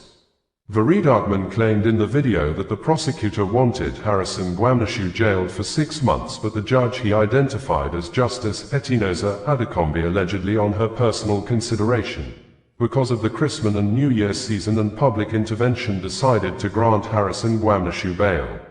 Harrison Gwamnashu says he was never arrested by the police or charged to court as speculated in the public spaces over the 5.4 million nairas he allegedly removed out of the 20 million nairas ransom he was given to hand over to kidnappers, and as well apparently used the money as a bait to stage sting operation for the release and rescue of the husband and wife simply identified as Mr. and Mrs. Ibrahim, kidnapped in Avili community in the Etsiko West local government area of Edo State, which generated public reactions after the kidnappers set free the wife and kept the husband in captivity on the ground that the money given to them was not complete, and some persons who have access to the apparent sensitive security information went public to create an impression as if Harrison Gwamnashu stole part of the ransom money, even when Harrison Gwamnashu explained to them that it is part of his operational procedures to remove some cash from the ransom money.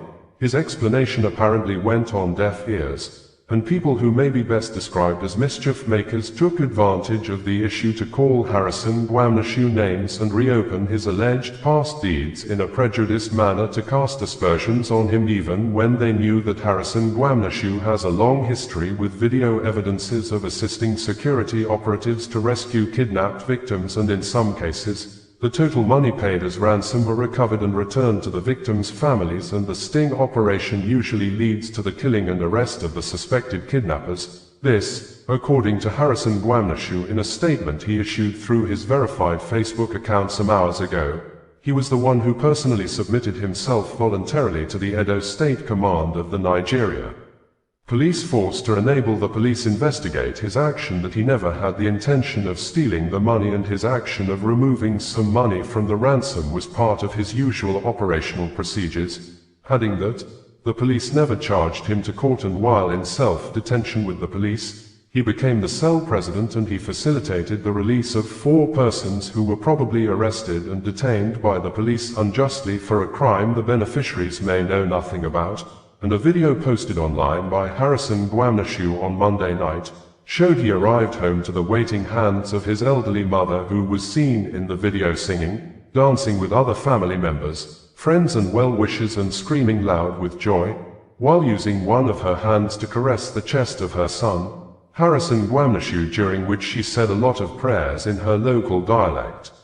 We had reported that the Nigeria Police Force, under the leadership of IGP Kayode Egbetoken, has kept mum since reports indicated that the US-trained private intelligence officer, Harrison Gwamnashu, who was invited to facilitate the rescue of a married couple, husband and wife simply identified as Mr. and Mrs. Ibrahim, that was kidnapped since late November at their home in Avil community, a village near Auchi Polytechnic in the Etsiko West local government area of Edo State, has been arrested and remanded to prison by a court sitting in Benin City, the Edo State capital, over allegations that the private intelligence officer, Harrison Gwamnashu, underpaid the ransom money given to him to give to the kidnappers to rescue the married couple in captivity.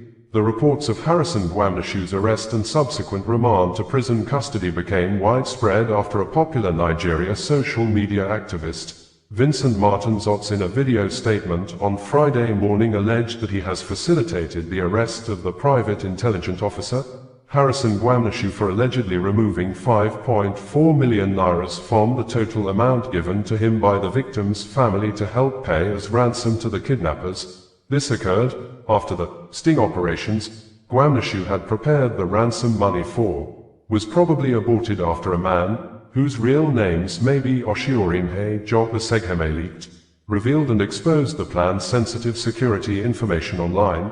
According to the suspect who leaked out the sensitive security operational plans of Gwamnashu, Harrison Gwamnashu never told the family he was going to remove some money from the ransom, that the kidnappers said the money was not complete, hence only the wife was released, the man still held in captivity due to the incomplete ransom payment.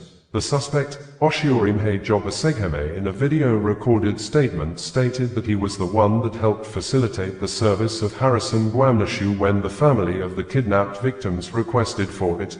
The action of the suspect may have prompted Harrison Gwamnashu to abort the sting operations, obviously for the safety of his personal life and the lives of Nigeria soldiers and other security operatives he does use to execute and complete his sting operations against kidnappers, which often leads to the killing of the kidnappers and recovering of the total ransom paid. For the purpose of clarity, sting operations is a deceptive practice and undercover tactics used by journalist or intelligent officer or security operative to get closer to a suspected criminal or criminals in order to be more familiar with the criminals and the environment they operate. And the deceptive practice may include the journalist or intelligent officer or security operative pretending to give ransom money to kidnappers in a manner that can cause a delay and proper assessment of the environment before the security troops may launch offensive attack against the criminals. The action of Asegheme of leaking out sensitive security information may be of interest. Why Nigeria's soldiers and other security operatives are being killed in large numbers whenever in previous and recent years the Nigeria security troops are on rescue missions, including the recent mass killing of soldiers along with Brigadier General Uba Musa and civilian JTF members at Wajiroko village in Borno State by criminals.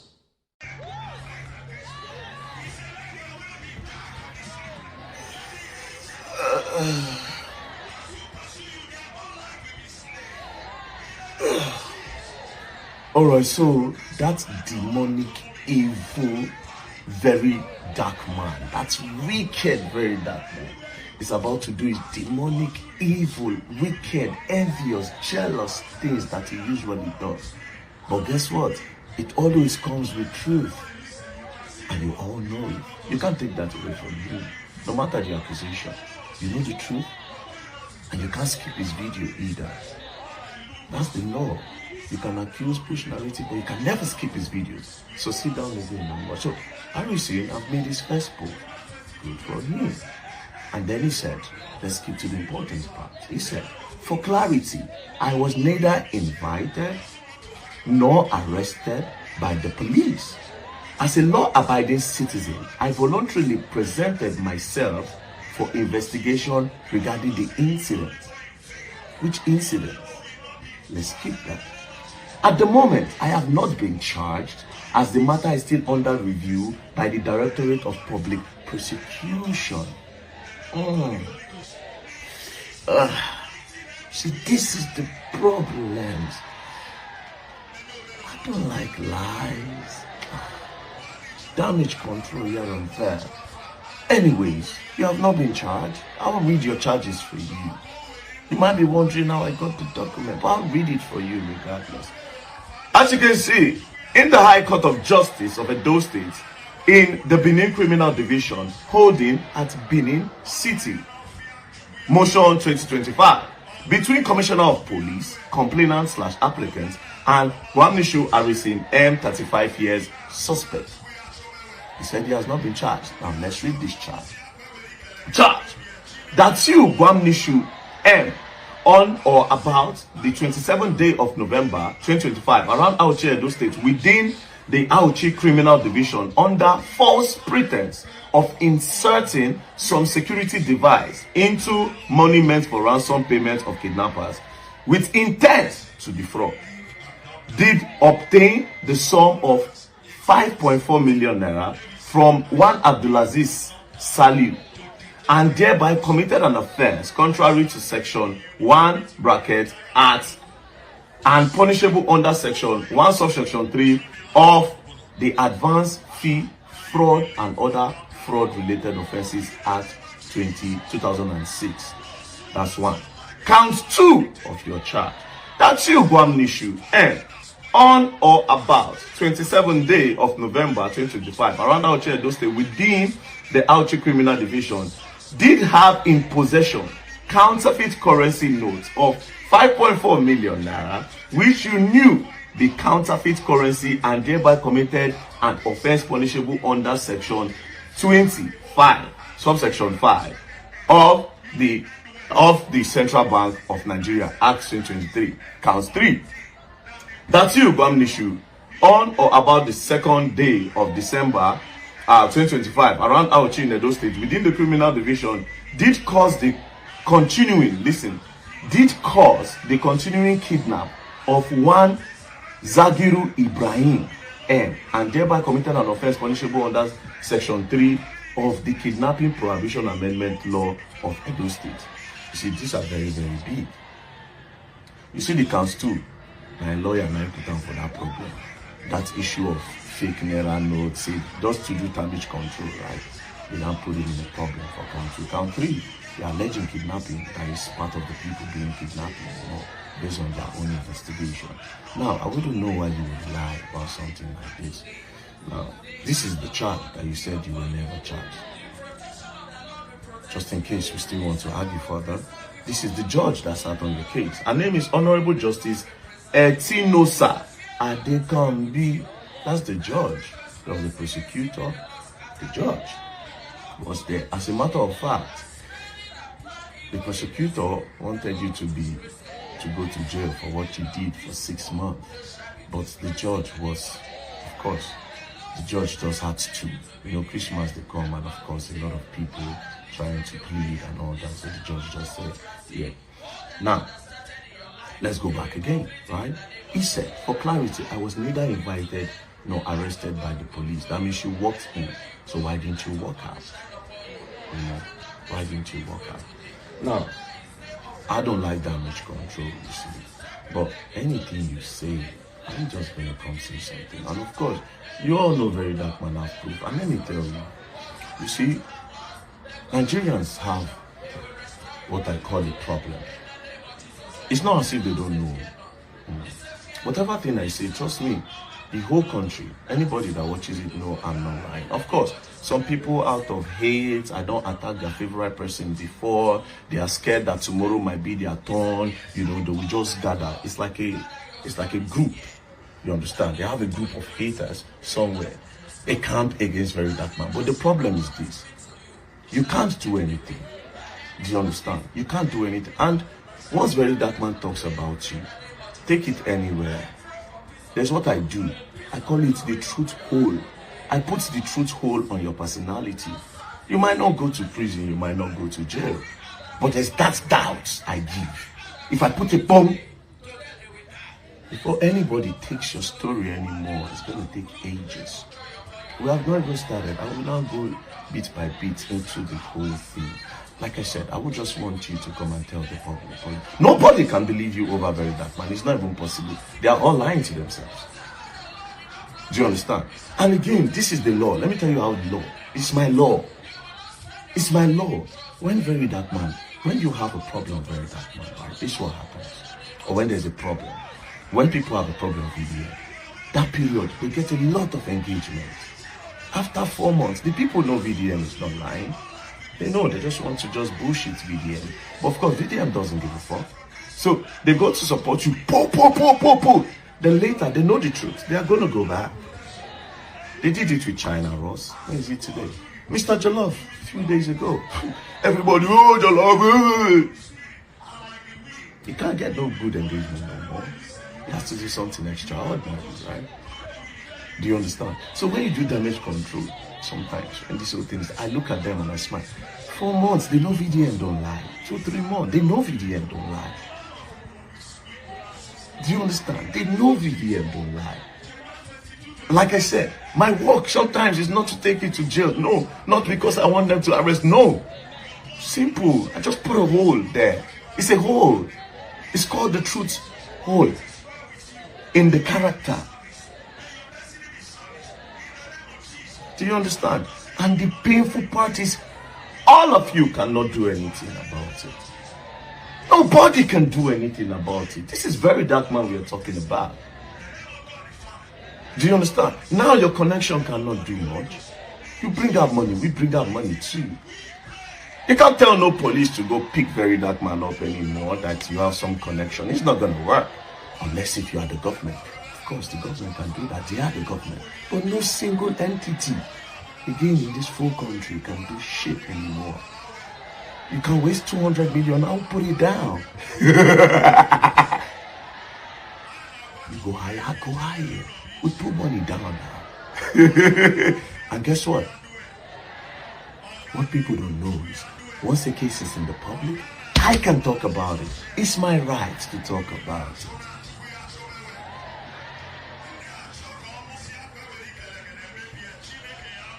I like my new accent. Peace and love, don't play. If you play, don't learn, and you will learn the hard way. And in this case, you all will learn. Like I said, I'll make everybody look stupid. That is what I do best. Peace and love, don't play. And you all know, I don't need love from nobody. I don't use love for nothing. Bringing you the news in a more digital way. Harrison Gwamnashu says he was never arrested by the police or charged to court as speculated in the public spaces over the 5.4 million nairas he allegedly removed out of the 20 million nairas ransom he was given to hand over to kidnappers, and as well apparently used the money as a bait to stage sting operation for the release and rescue of the husband and wife simply identified as Mr. and Mrs. Ibrahim, kidnapped in Avili community in the Etsiko West local government area of Edo State, which generated public reactions after the kidnappers set free the wife and kept the husband in captivity on the ground that the money given to them was not complete, and some persons who have access to the apparent sensitive security information went public to create an impression as if Harrison Gwamnashu stole part of the ransom money, even when Harrison Gwamnashu explained to them that it is part of his operational procedures to remove some cash from the ransom money. His explanation apparently went on deaf ears, and people who may be best described as mischief makers took advantage of the issue to call Harrison Gwamnashu names and reopen his alleged past deeds in a prejudiced manner to cast aspersions on him, even when they knew that Harrison Gwamnashu has a long history with video evidences of assisting security operatives to rescue kidnapped victims, and in some cases, the total money paid as ransom are recovered and returned to the victims' families, and the sting operation usually leads to the killing and arrest of the suspected kidnappers. This, according to Harrison Gwamnashu in a statement he issued through his verified Facebook account some hours ago. He was the one who personally submitted himself voluntarily to the Edo State Command of the Nigeria Police Force to enable the police investigate his action, that he never had the intention of stealing the money, and his action of removing some money from the ransom was part of his usual operational procedures, adding that the police never charged him to court, and while in self-detention with the police, he became the cell president and he facilitated the release of 4 persons who were probably arrested and detained by the police unjustly for a crime the beneficiaries may know nothing about, and a video posted online by Harrison Gwamnashu on Monday night showed he arrived home to the waiting hands of his elderly mother, who was seen in the video singing, dancing with other family members, friends and well-wishers, and screaming loud with joy, while using one of her hands to caress the chest of her son, Harrison Gwamnashu, during which she said a lot of prayers in her local dialect. In his words, Harrison Gwamnashu said, "I did not return alone. During my time in custody, I became the cell presido, OBJ, and later handed over that responsibility to a young man, Honor Abba, who had also been unjustly arrested and detained. While there, I quietly supported the release of 4 individuals who were being held without cause. And today, Honor Abba from Benue State has also regained his freedom. My sincere appreciation goes to my Edo human rights team, led by John Odion Kadiri, for their invaluable support in making this possible. Dear family, I am pleased to inform you all that I have been released from custody. Words cannot express how grateful I am for your support, especially considering that many of you had not yet heard my own side of what truly happened. For clarity, I was neither invited nor arrested by the police. As a law-abiding citizen, I voluntarily presented myself for investigation regarding the incident. At the moment, I have not been charged, as the matter is still under review by the Directorate of Public Prosecution. I sincerely appreciate every one of you. I will take time to personally thank you all for standing by me. My special appreciation goes to my lawyers, Barrister Eliawala Afolabi, San, Barrister Dele Benedian, Barrister Favor Ajuabor, and Barrister Awele Ideal for their professionalism and dedication in securing my release. Despite my many years of advocating against police brutality, one might have assumed the police would be hostile towards me. Instead, I am grateful to the Edo State Commissioner of Police for his wisdom and professionalism. I must also commend the hard-working investigation team led by CSP Oseje for their care and fatherly guidance during my time in detention. Thank you all once again for being part of my journey, said Harrison Gwamnashu, founder, Safe City Volunteer Foundation. We had reported that the Nigeria Police Force under the leadership of IGP Kayode Egbetoken has kept mum since reports indicated that the US-trained private intelligence officer, Harrison Gwamneshu, who was invited to facilitate the rescue of a married couple, husband and wife simply identified as Mr. and Mrs. Ibrahim, that was kidnapped since late November at their home in Avili community, a village near Auchi Polytechnic in the Etsiko West local government area of Edo State, has been arrested and remanded to prison by a court sitting in Benin City, the Edo State capital, over allegations that the private intelligence officer, Harrison Gwamneshu, underpaid the ransom money given to him to give to the kidnappers to rescue the married couple in captivity.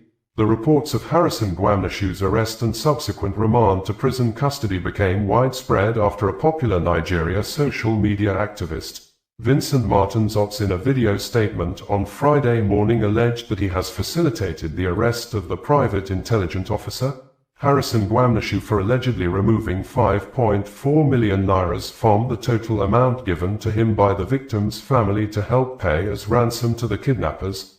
This occurred after the sting operations Gwamneshu had prepared the ransom money for was probably aborted after a man, whose real names may be Oshiorimhe Job Asegheme, leaked, revealed and exposed the planned sensitive security information online, according to the suspect who leaked out the sensitive security operational plans of Gwamneshu. Harrison Gwamneshu never told the family he was going to remove some money from the ransom, that the kidnappers said the money was not complete, hence only the wife was released. The man still held in captivity due to the incomplete ransom payment. The suspect, Oshiorimhe Job Asegheme, in a video recorded statement stated that he was the one that helped facilitate the service of Harrison Gwamneshu when the family of the kidnapped victims requested for it. The action of the suspect may have prompted Harrison Gwamneshu to abort the sting operations, obviously for the safety of his personal life and the lives of Nigeria's soldiers and other security operatives he does use to execute and complete his sting operations against kidnappers, which often leads to the killing of the kidnappers and recovering of the total ransom paid. For the purpose of clarity, sting operations is a deceptive practice and undercover tactics used by journalist or intelligence officer or security operative to get closer to a suspected criminal or criminals in order to be more familiar with the criminals and the environment they operate, and the deceptive practice may include the journalist or intelligence officer or security operative pretending to give ransom money to kidnappers in a manner that can cause a delay in proper assessment of the environment before the security troops may launch offensive attack against the criminals. The action of Asegheme of leaking out sensitive security information may be of interest. Why Nigeria soldiers and other security operatives are being killed in large numbers whenever in previous and recent years the Nigeria security troops are on rescue missions, including the recent mass killing of soldiers along with Brigadier General Uba Musa and civilian JTF members at Wajiriko village in Borno State by criminals. What's your name? My name is Ona Abba. Ona Abba. Where are you from? I'm from Benin State. Benin State. Waiting carry you come stay last week Wednesday I did for this mega guest house, so some strike force come bust us for the lodge, me and one of my brother girlfriend with two of my brothers who they carry from road, where they accuse them say they be kidnappers, say they won't kidnap one woman. Meanwhile the woman don't been duped them before. So as I see the woman, they see me, they go police station. Because say with the Benue boys and you know they hear me, they turn the thing upside down. Come label us as kidnappers. And so I take by myself for state CID without doing anything. Now Lord, they come carry me from. How you take meet person who there you? So when they come lock me for cell, they lock me for like 3 days. I no see food chop. Nobody come for me. None of the, even the complainants, no ask of us. My IPO, nobody come see us, no food, nothing for 3 days. So my brother did the other cell. I can't manage, enter the cell. So I can't meet one Mr. Harrison. I've forgotten his surname, but Oga Harrison, his name is Harrison. So I met him inside the other cell. Then since then, he take care of us for like 1 week. Today go make 1 week and 5 days when I don't spend for CID here. So he was the one taking care of us today. I want to use this opportunity to thank him. Now he come the person wey still come bail me comot today. Bringing you the news in a more digital way. Barely 1 month after terrorists invaded the Christian school on November 21, 2025 and kidnapped over 230 school children at the St. Mary Catholic Church School in Papri Town in Niger State, the Nigeria government under the leadership of President Bola Ahmed Tinubu has announced the complete release of all the abducted church school children by the terrorists. According to the presidential spokesperson, Bayo Onanuga, the terrorists released the kids based on intelligence-driven operations, but some Nigerians who took to the comment sections of the presidential spokesperson on social media said the government should come out clean and tell the public the truth that it paid money as ransom to the terrorists to secure the freedom of the kids, stressing that terrorists don't release kidnapped victims for free. Bayo Onanuga, the presidential spokesperson, had said in a statement he issued and made available yesterday that the remaining 130 school children abducted by terrorists at St. Mary's Catholic School in Papri, Niger State, on November 21st, have now been released. They are expected to arrive in Minna on Monday and rejoin their parents for the Christmas celebration. 100 were released earlier by the terrorists, taking the total of freed students to 230. The freedom of the school children followed a military intelligence-driven operation. Some social media users who are apparently Nigerians took to the comment sections of the presidential spokesperson post both on Facebook and X social media platforms and expressed themselves over the new developments, some of which are presented verbatim below. Rilwan Ibrahim said, "Released not rescued. Kidnappers don't release captives for free. In all thank God for their lives." Femi Adeboye said, "So what happened to their abductors? Were they engaged in the way they understand, or they were released after monetary negotiation? We thank God for the release of these children. At the same time, what happened to the abductors?" Akingbade Aganbiade said, "Military intelligence-driven operation. As how many bandits did they arrest?" Banki Alash said, "A wheeler-dealer government of no direction will never say the truth.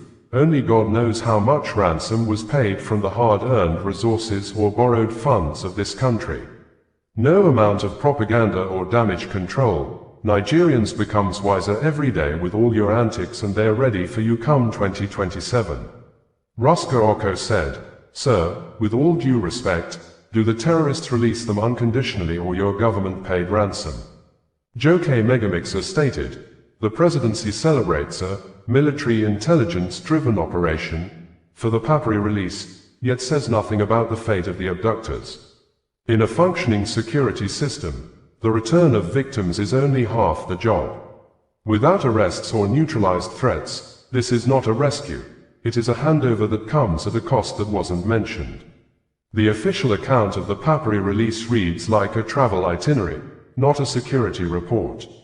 If this was indeed an intelligence-led operation, where are the suspects? Silence on the abductors' fate suggests a non-combative arrangement that leaves the kidnap industry intact. Mass kidnappings in Niger State have become a cycle of trauma and PR-managed returns. By failing to mention any neutralized threats or arrests in the Papri operation, the presidency inadvertently credits the kindness of terrorists for the freedom of our children. Aliyu Muhammad stated, "Kudos to President Bola Ahmed Tinubu, PBAT, for his serious commitment to tackling security challenges. Lately, the government has been putting in real work to end kidnapping and banditry once and for all."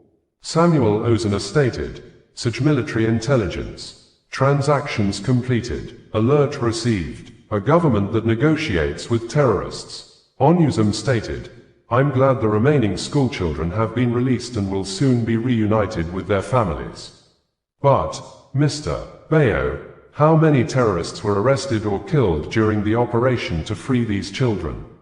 Or was it the usual method of paying ransom to these terrorists while pretending otherwise?" Ben Samuel stated, "What happened to the kidnappers? Frankly, we're far more interested in seeing how you deal ruthlessly with the terrorists than in the victims themselves, because we all know you'll insist no ransom was paid, even as they were released. perhaps in exchange for Xmas handshakes. You can't easily steal 50 cows and march them into the forests, let alone abduct hundreds of human beings.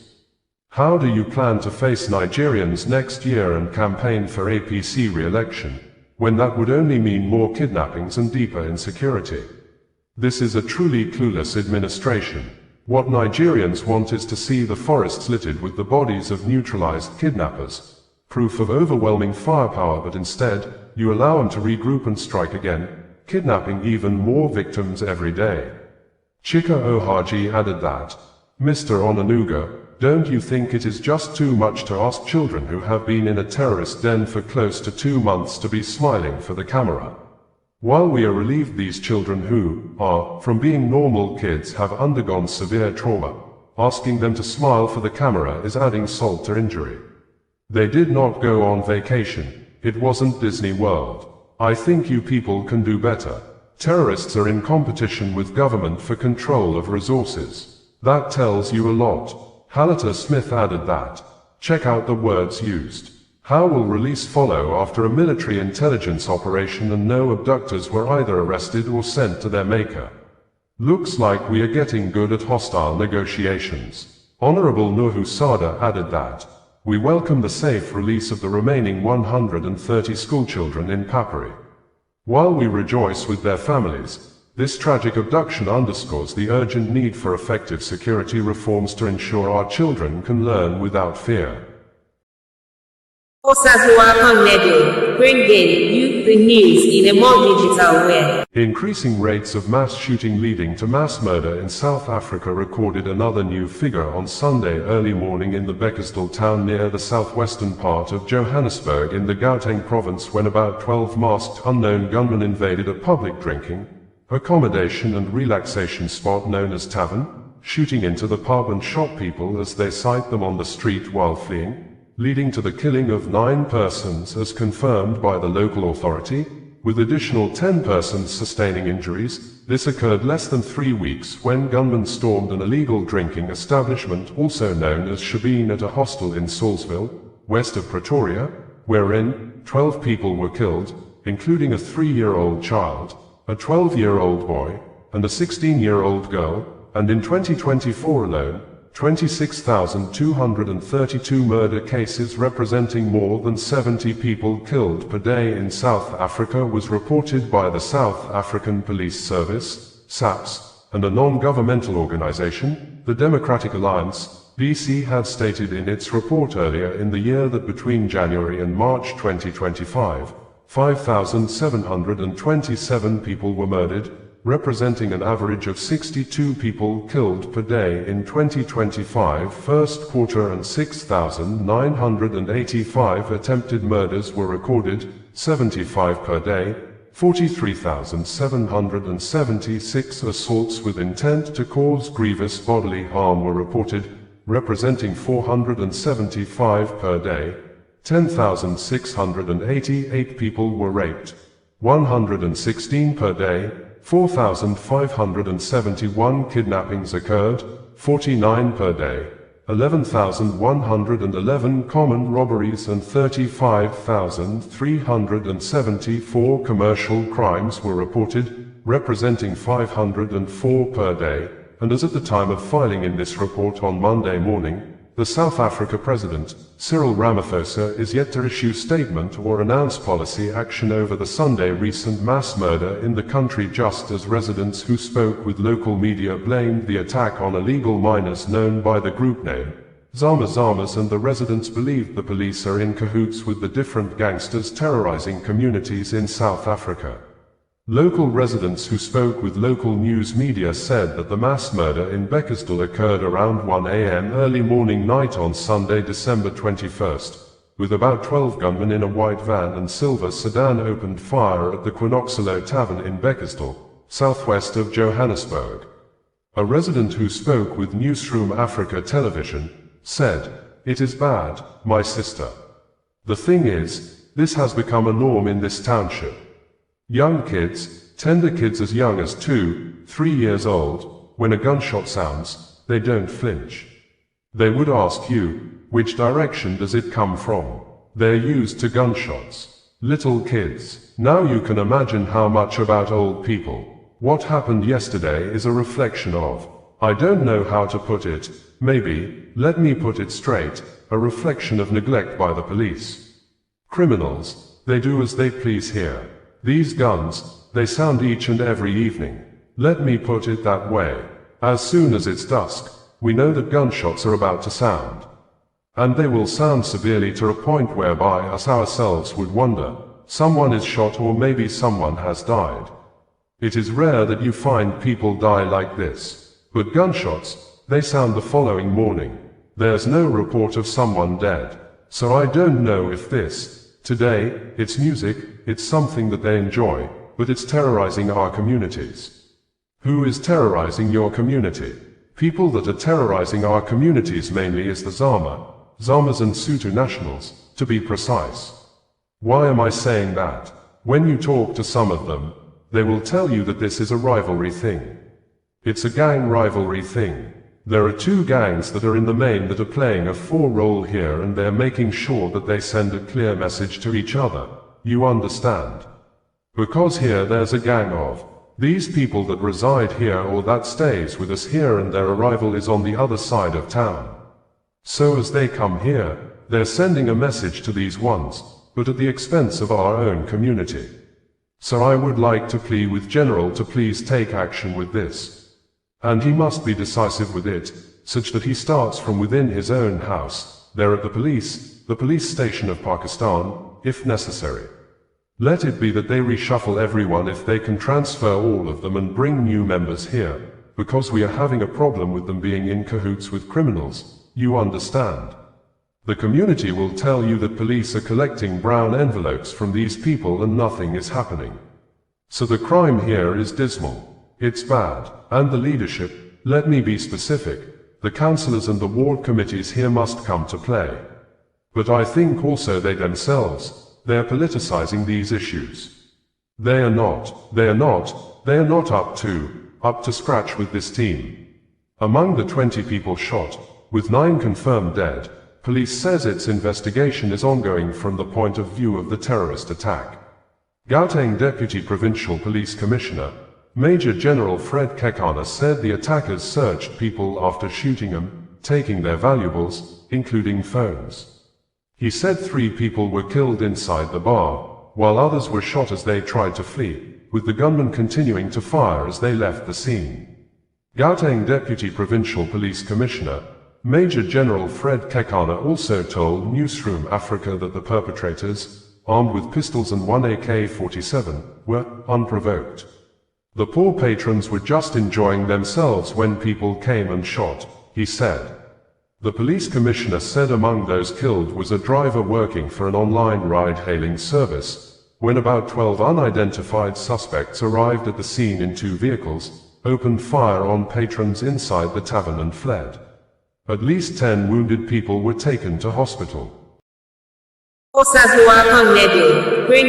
you the news in a more digital way. Bringing you the news in a more digital way.